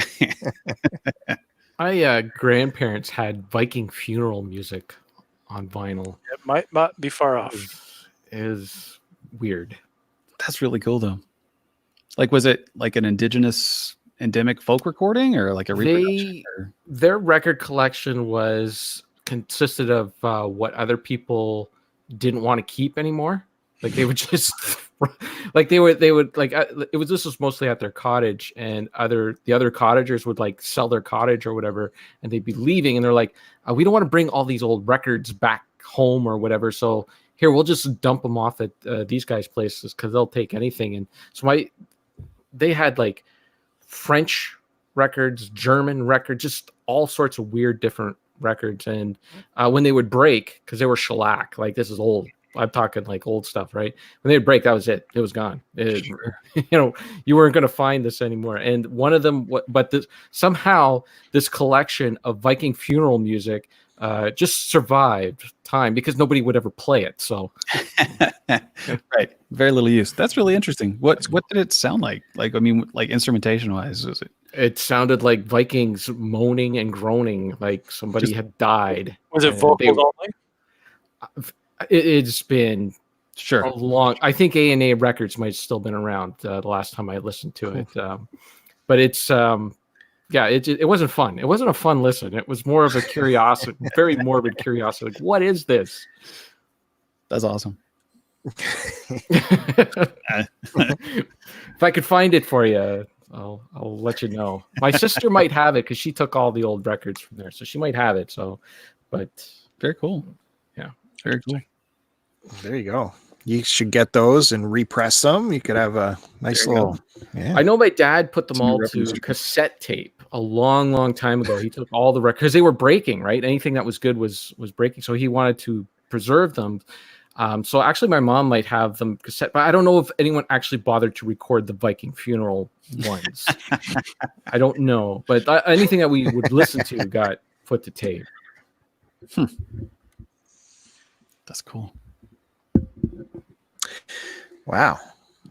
So let's continue down the funeral procession with Big Bandy. So I'm going to do a little turn here. This might show a beat up record. No, not a beat up record, but it's a record that, and it might come as a surprise that I like this band, but I do like a lot of 80s pop, some 80s like dark wave, new wave, new romantics type stuff. And this was a band that I got into when I was in college, and it took me a while to enjoy this band, but this is original U.S. pressing of it's Queen is Dead. Sarah's been looking for that all over the place, and it's not easy to come by. Yeah, so I got this. This was actually gifted to me by a coworker a few years ago, who she basically gave me her entire record collection, and she was into some really cool stuff. She was about 10, 15 years older than me. And so I inherited her entire record collection, and these were two gems from it. So this is probably my favorite Smiths record. This, it's got tracks like Frankly, Mr. Shankly, Big Mouse Tracks again, Boy with Sun in His Arm, or The Boy with a Thorn in His Side, and There Is a Light That Never Goes Out. Probably their biggest, arguably some of their biggest songs. But yeah. And I took the original sleeve out and replaced it with another. So this was the original sleeve that came with it here. And what did you have to do to get all those records? Just be a nice guy. Ah. So I felt like if you talk to people about your interests sometimes, and they'll give you stuff. I think you know someone like that got a bunch of stuff for free, maybe. I know you got the name Big Bandy for some reason, so. So we're gonna go. I got another record here for you, and this was actually the first. It's a Smiths record. This was actually the first Smiths record that I ever heard, and really, really happy to have this on vinyl. This came with her donation as well, and it's the compilation album by the Smiths. It's called Louder Than Bombs. So this was originally only released in the United States. It eventually got a UK pressing later, but this collected a lot of their singles and B-sides. So if you've never listened to the Smiths before, I would say start with this record. And it's a double LP gatefold. So this was my introduction to the band, and it's essentially kind of a greatest hits, but it's not really a greatest hits because it's has the singles versions of these tracks and B-sides that weren't until this time available in the United States. But actually, the song "Please, Please, Please Let Me Get What I Want" was my wedding song, the song that my wife and I danced to. So this song and this record will always have a pretty special spot for me. What are you guys' thoughts on the Smiths? I don't want to say. I don't know anything about them. Intense ambivalence. That's my take. Okay. Yeah, I've heard Morrissey's a jerk, but yeah, that's kind of the strongest opinion that I hear these days. Let's sing a semitone lower than the band. Let's sing a semitone lower than the band. That's all I can hear every time Sarah puts them on. So she likes the Smiths, yes? She loves them. Okay. Are you talking the Smiths? Yes, I told you he had the album. You said you didn't want to look at it. That's the one I have. Meat is Murder. She has Meat is Murder. Yeah, their second record. Well, he has Louder Than Bombs and The Queen is Dead. All right. You got a Sarah approved. Nice. Wow. Let me show one more here that she might be approve as well. Oh, she's not watching. Oh, well, She's just that's fine. listening to me talk. She might approve of this as well. And that is the Psychedelic Furs. Oh, okay.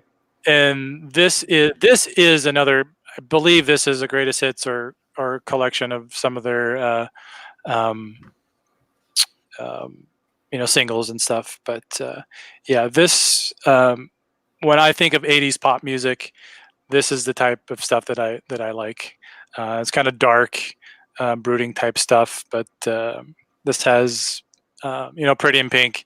That's the song that pretty much everybody knows. The Ghost in You, Heaven. But yeah, this is it's good stuff. I think we have that one.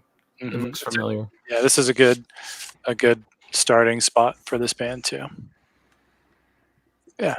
So yeah, I dig a lot of that British 80s pop, new romantic type stuff. Yeah. There you go. Nice. Yeah, I'm still in the H's. Yep. You better get going, man.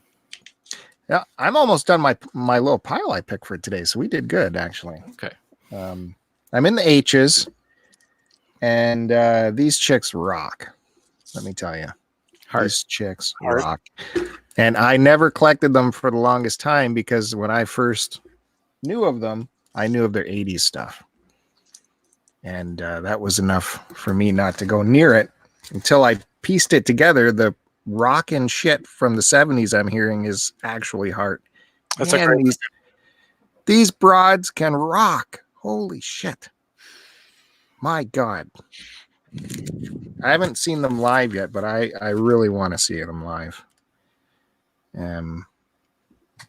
Especially when she does a lot of Zeppelin stuff on her live shows. Mm-hmm. I'd love to see her tour with Jimmy and John Paul Jones. That would be something. Yeah, this album is fantastic. It's got everything you need on here. It's got even a sleeve in it. Lyric sheet. 1977. What was the 80s stuff that you heard originally and didn't like? They're all their 80s top 40 romance songs, you know? A few ballads. Yeah. What? I'm blanking on what they were. You know, I just remember like the videos were shot with filters over the lenses and their hairs are out to here and lip gloss, and there's no guitars. And I don't know what Heart documentary I saw, but what's her face? This sister was saying, yeah, in the 80s, there was just so much cocaine, and we just said yes to whatever the record producers wanted. That was the 80s for them. But man, they kick it out. Bill has this hang up with a lot of bands that had hits in the 80s, and it's hard to get him to listen to the older stuff because that's all he thinks of. It's the bad 80s era. I was that way with the Scorpions. Yeah, like that's a good example. I can't argue with that. Okay, so we have a film soundtrack in the H's. Comedy, one of my comedy heroes. Any guesses there? Steve Martin. We're in the H's. The H. There's a stand-up comedy. Oh, I didn't know if it was by the film name. But go ahead. Oh, no, it's a motion picture soundtrack comedy movie. The title of the movie starts with an H. There we go. Okay. Oh. What do you mean? Oh, it's the Blazing Saddles retread movie. no, It's pretty good. It's good. It's just it's not great. Thank you. What does he say in the movie? Good, not great, but good. This was my first Mel Brooks movie, and I was a little kid, and wow. Yeah, I could definitely see if it was the first one. You hadn't seen Blazing Saddles and that, it would knock your socks off. So what do we got on here? It's got some monologue stuff and some of the songs they did. The Inquisition. It's in awesome shape. How about that? Because no one played it.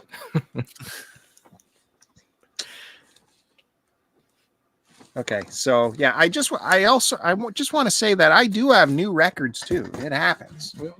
Waiting for you to prove it. Waiting for you. It will happen. You see, right now we're going through the archive, and so that's like stuff I haven't touched in a while, and all the new stuff I'm too lazy to put away. So when we get to the end of this whole series, when we go through the weird and wild stuff, you're gonna see minty stuff like that'll blow your crap away. It'll be so minty, so good. It won't have any of this the budget bin cut out on there. Remainder. I showed this in the first episode we did, I think, or the second one, but we're in the H's. So the Ronnie Hawkins, Mr. Dynamo. I love that picture of him up on the top left. It looks like he's either having indigestion or he's lactose intolerant. The water stain really works too. It really works with it.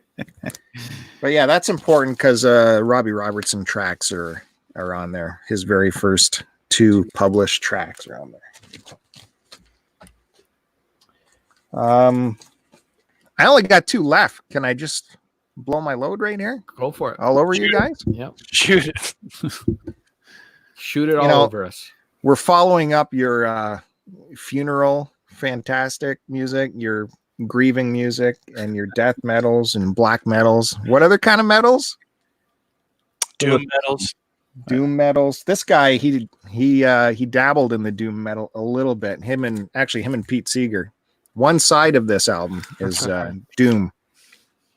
Talking Arlo Guthrie. I love Arlo. There's no better storyteller than Arlo Guthrie. Of course, his dad, Woody Guthrie. And this album is a 2-discer.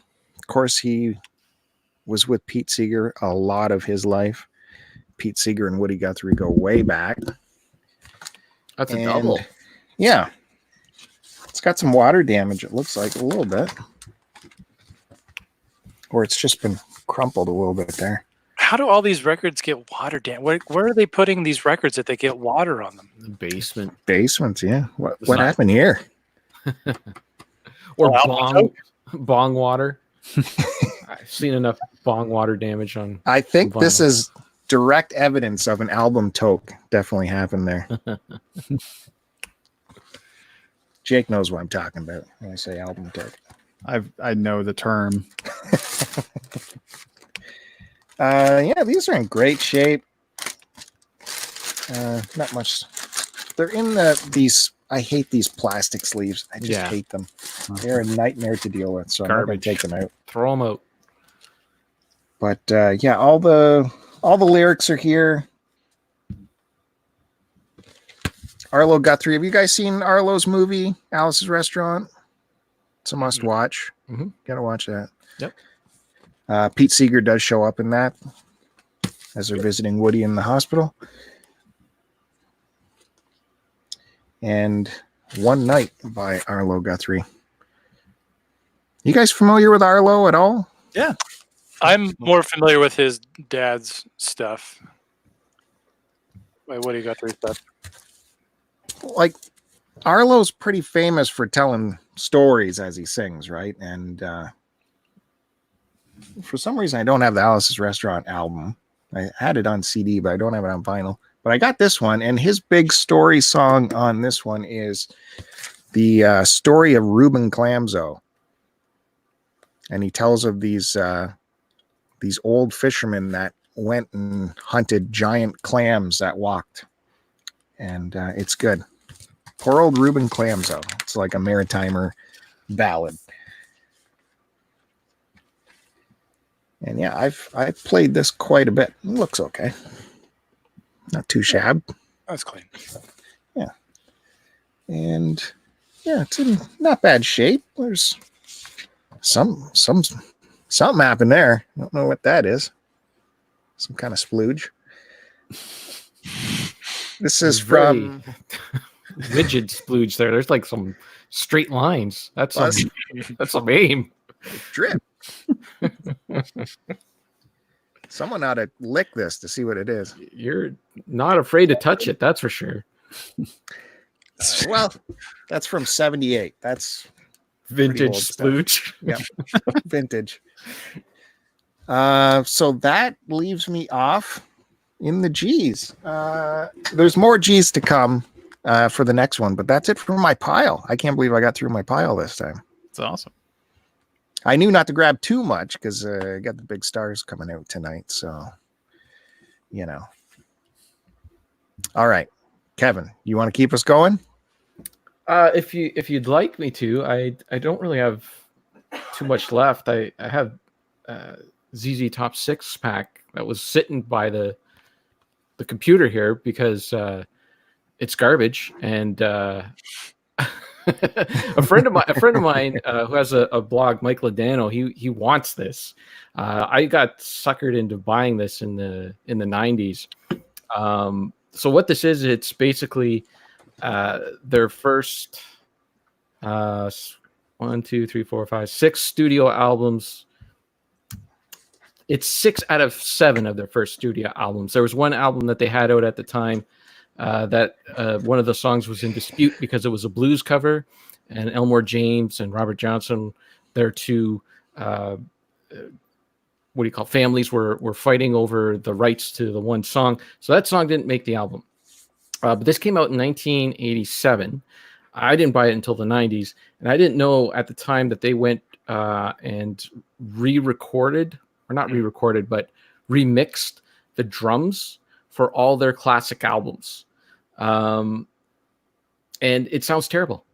It sounds like the drums sound like as if they're in a wind tunnel. But this was in the era where they were doing the Afterburner and Eliminator stuff and that. And they thought in their heads that they had to go back and redo all the old songs. So for the longest time, until maybe a few years ago, the only way to get these in the original mixes was on vinyl. And those were the albums back in the day when Bill and I used to go to all the record shows and all that. Those were the albums that I was looking for the most because I wanted the original sounds, not the stuff that was on here. Now, my friend Mike is a collector. And he wants like every version of every song. He's trying to collect every song I think that's in existence from every band that he's into, anyways. And he likes ZZ Top. So this is out of print now. You can't get this now, but I don't want it. I haven't listened to it in forever, but I thought I might review it for my blog just before I hand it over to him. But I always had a nice little insert thing in here, a lot of information about the band and that. Because back in the day, you didn't have the internet, right? So if you wanted to read about the band, that's all it was there. And then you got a photo of the albums that you should have bought instead of six pack. Yeah, this is the album. I can never pronounce the name, but this album had the blues cover on it. So it had these 6 albums on it.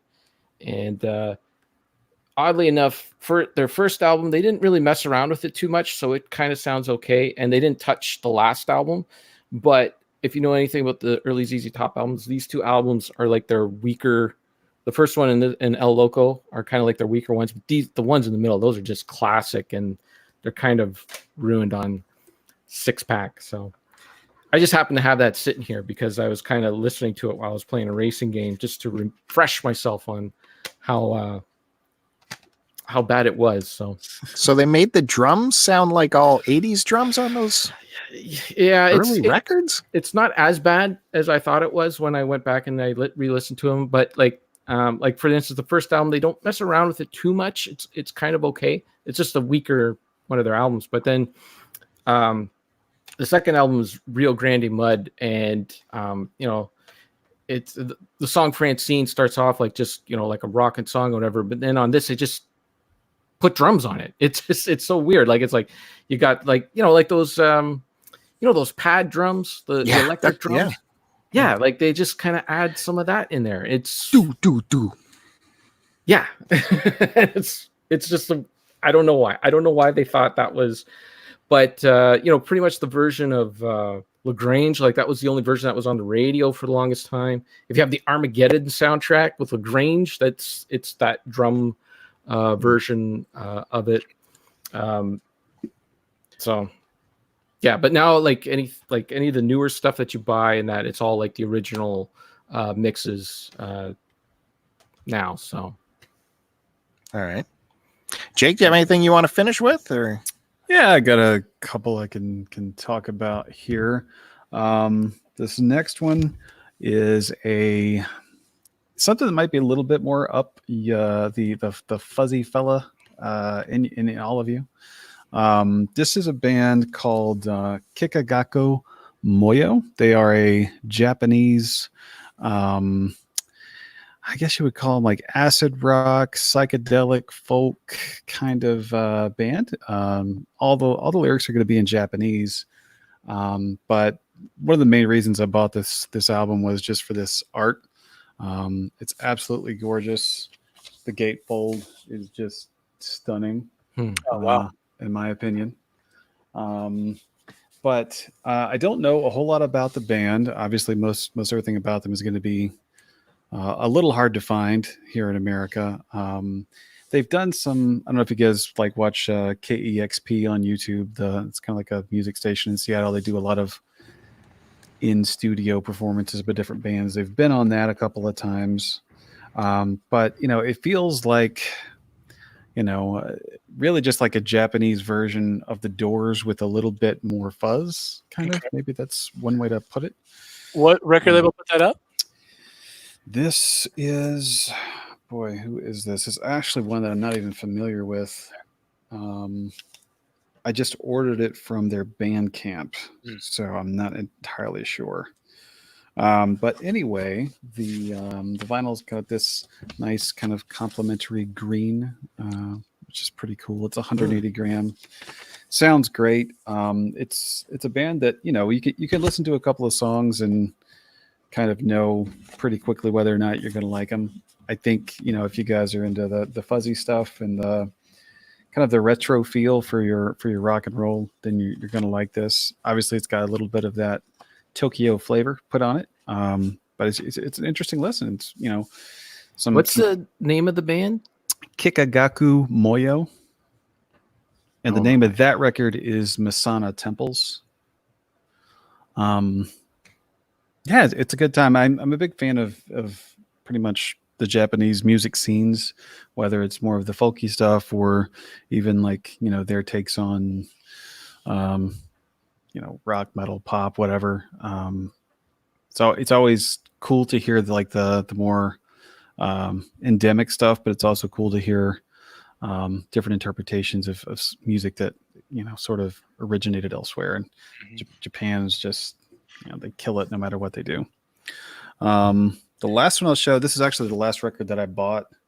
We were talking about metal subgenres earlier. This is probably my favorite metal record of this year so far. This is a band called Wake. This is their most recent album called Devouring Ruin. Just some really, really cool artwork. This is a subgenre. This one is not it in its purest form, but it's called Grindcore, which is basically like a faster, less organized, more aggressive version of hardcore, which is a more aggressive version of punk.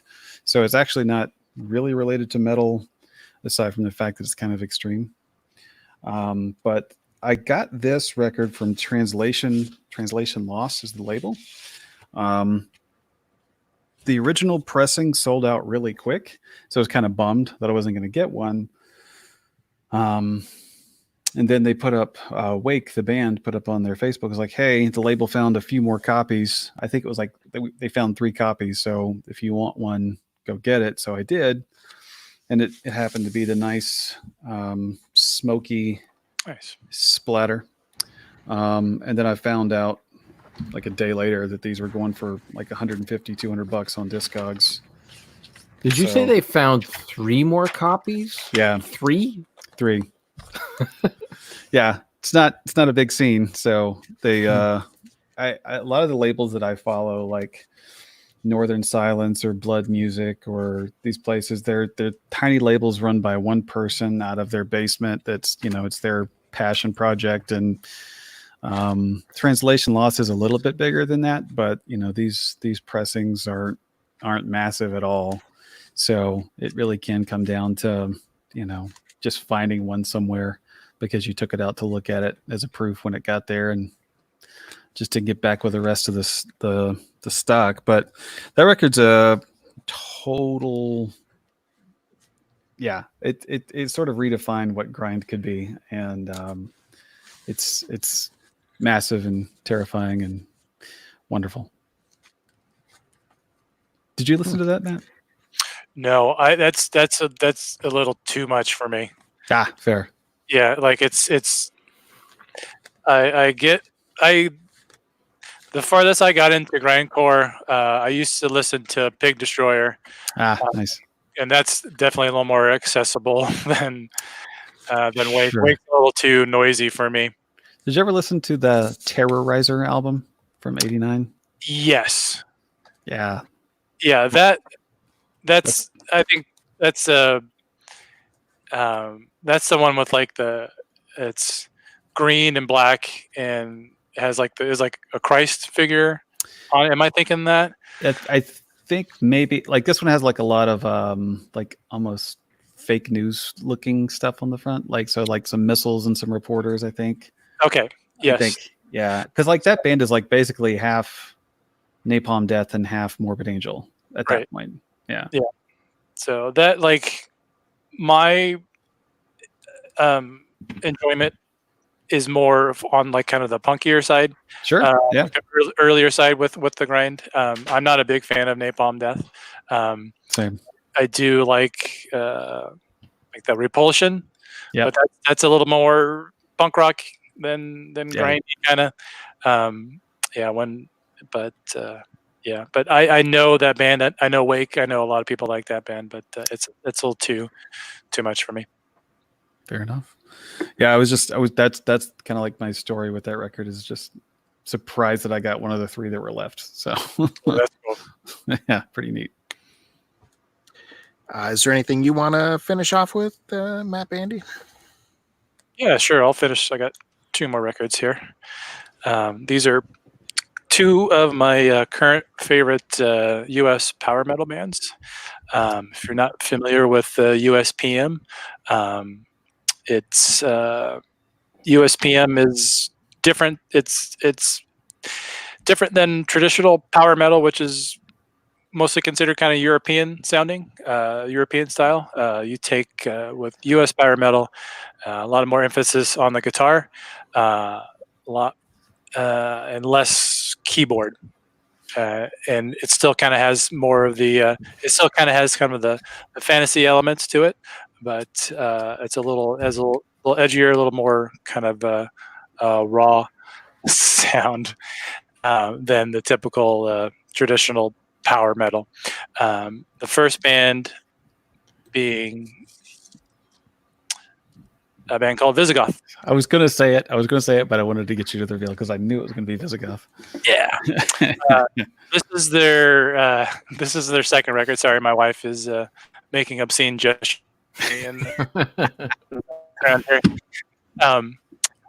But yeah, this is came out 2018.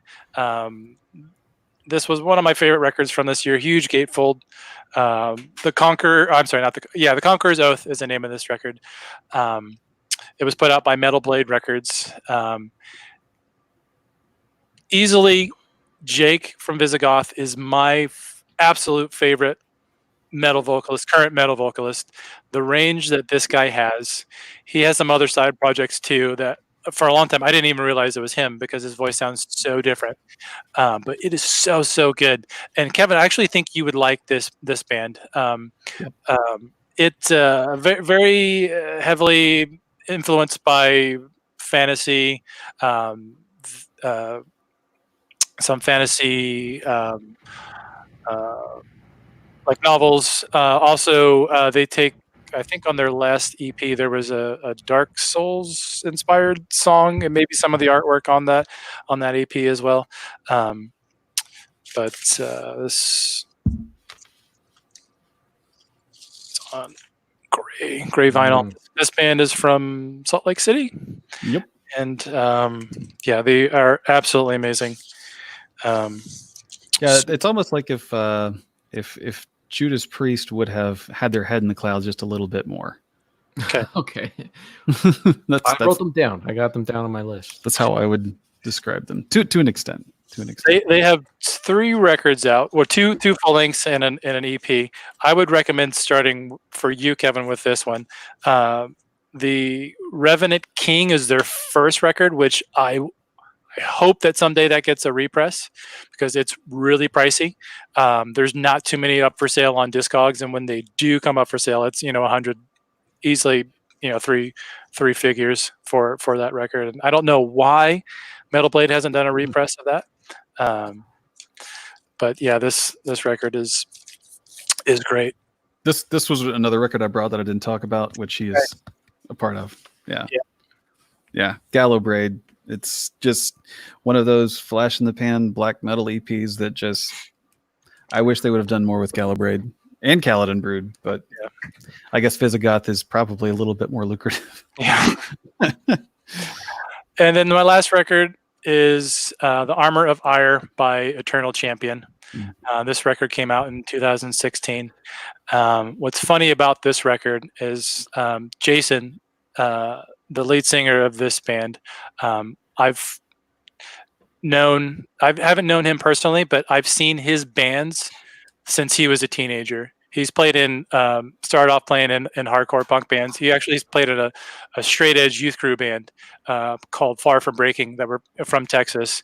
And his taste in music is kind of mirrored mine throughout the years. Like he went on to be in a band called Iron Age after he was in that band Far From Breaking, and has done a few other bands as well. But this album is heavily inspired by sword and sorcery, fantasy type stuff. Some of the lyrics, he also writes short stories. A lot of the he kind of come up with his own lore, and a couple of the songs are directly related to the short story that he wrote, and is continuing to write for.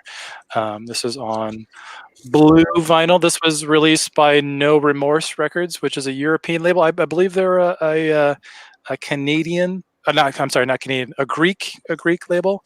But this band is heavily influenced by bands like Manila Road, Sirathungal, which are some two obscure U.S. power metal bands from the 1980s.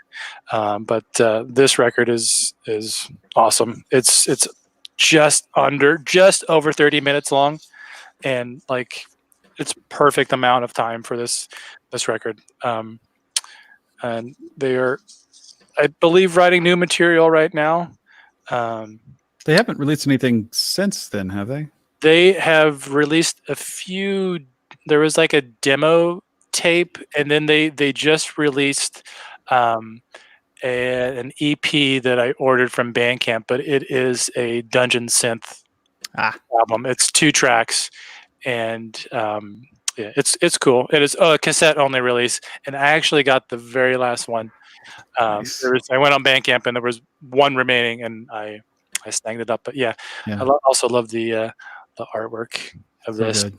But if you want to understand or get an idea of what current U.S. power metal sounds like, Eternal Champion and Visigoth are like the 2 flag bearers of the genre right now. So yeah, that they would, not to just talk Not at all. more, but I remember 2016 being a really cool year for American like traditional or power metal, because that's when I first started hearing like the new wave of traditional heavy metal being thrown around. And like that year, Eternal Champion was big, and there's another band that I really think Bill and Kevin might enjoy if they don't already, which is Summerlands.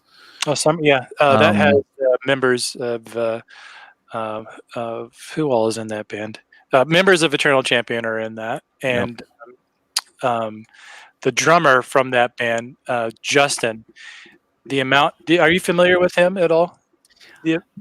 Not really, because honestly, I haven't looked at the heredity of that band. He's from Boston as well, and the Summerland. Those guys are from that. The amount of bands that guy has played in is ridiculous. Being from straight edge hardcore bands to doom metal bands to grindcore bands. Have you listened to Mind Eraser at all? Yeah. Okay, that's him. Okay. The drummer from Summerlands is also in that band. That he also plays in Magic Circle. Right. And Magic Circle also shares members of in Summerlands. I swear there's like 5 guys in the Boston switch bands. Yeah. Switch genres of it's ridiculous. It's crazy.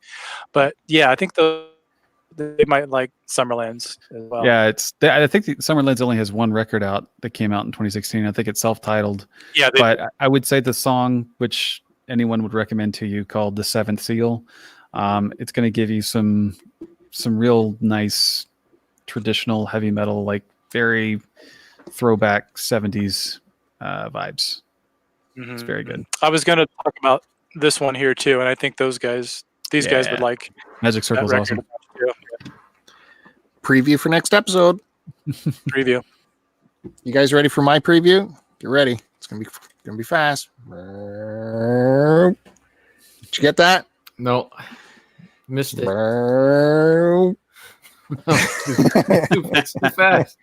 I don't recognize the cover, so that's I guess all I need to know. Well, if you're a Canadian, you'll be more familiar with this G band. We're still in the G's. So yeah, we'll start with the G's next time. But yeah, there it goes. Another over 2 hours chat fest about music. It's been fantastic. I learned so many different names of genres. My head's going to explode. And that's probably a genre too. Head exploding. You haven't heard of dungeon synth before, bro? Come on.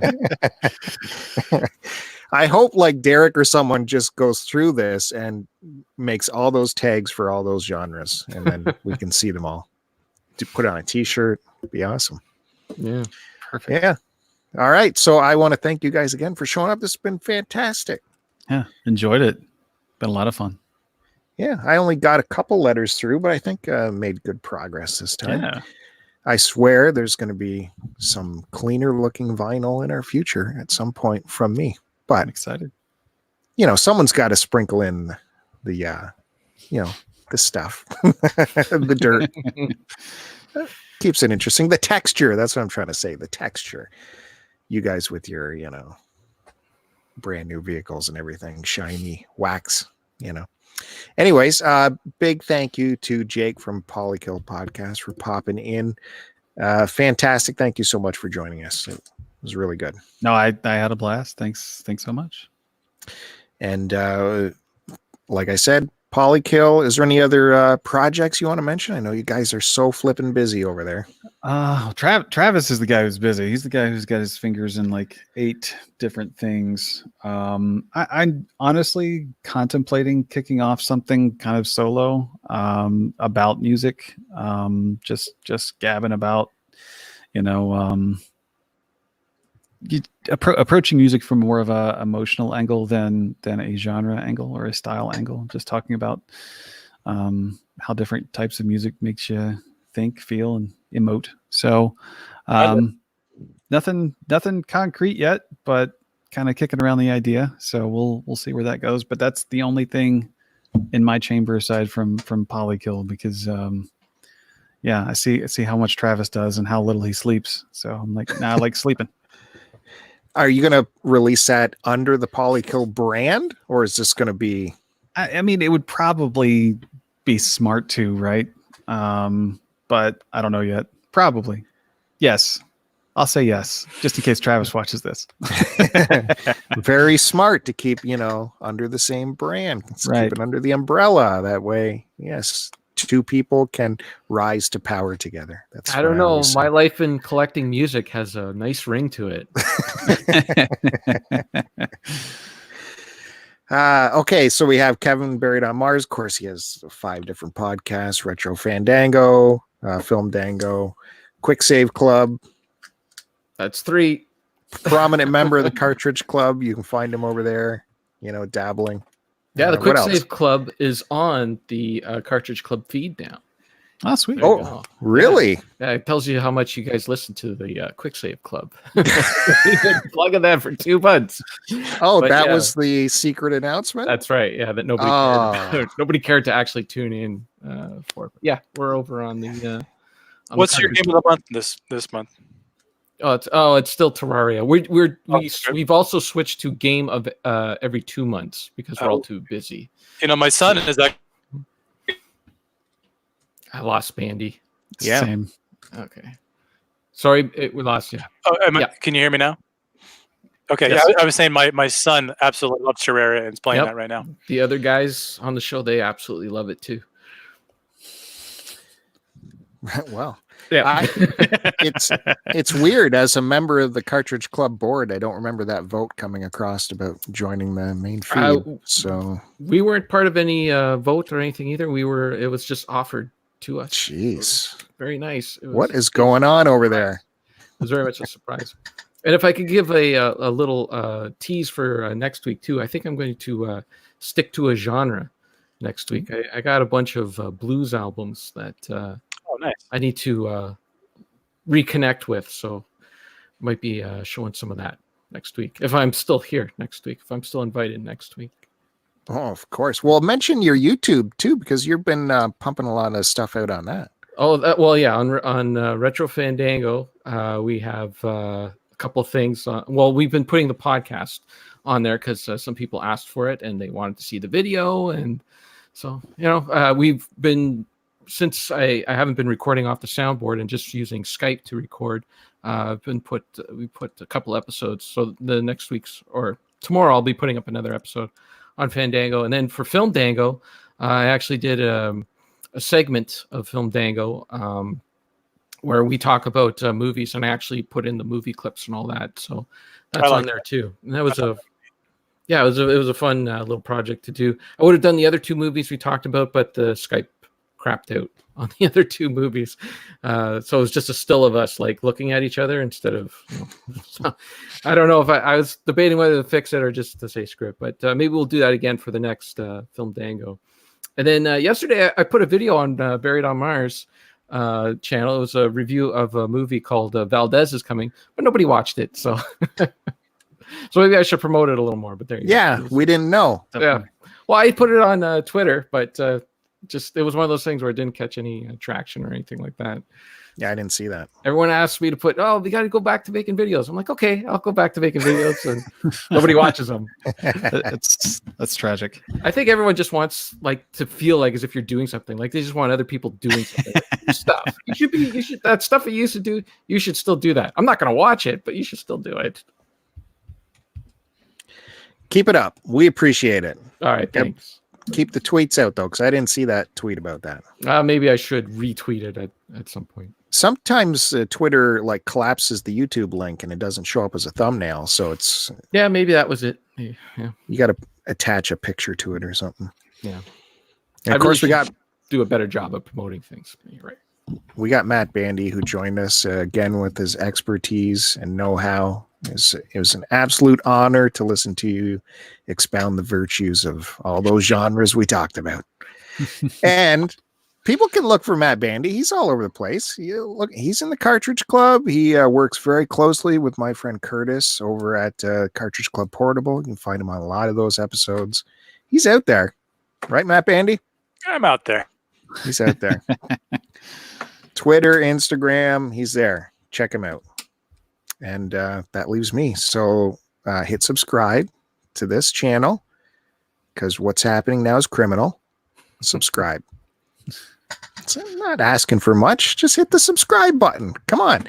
That way you'll know when these live streams happen, because if you see by the chat, it is a zoo over there. So many people have showed up and we're just going crazy in the chats. You want to be a part of that, hit the subscribe button. You get alerted when these live streams happen, as well as any other projects that might appear on this channel. You never know. You never know what's going to happen. I've been looking through some old tapes. You might, I performed at some concerts like 25 years ago. Maybe that video footage will show up someday. Who knows? You got to subscribe in order to see that. Anyways, thanks everyone for watching, for listening. Hope you enjoy it. We'll be back for the Vinyl Collection episode 6 at some point, maybe in a week or so. We'll have to see when the experts are available. I'll be at G. Hope to work my way down from there. And I guess that's it. Thanks, everybody. We'll catch you next time. Goodbye.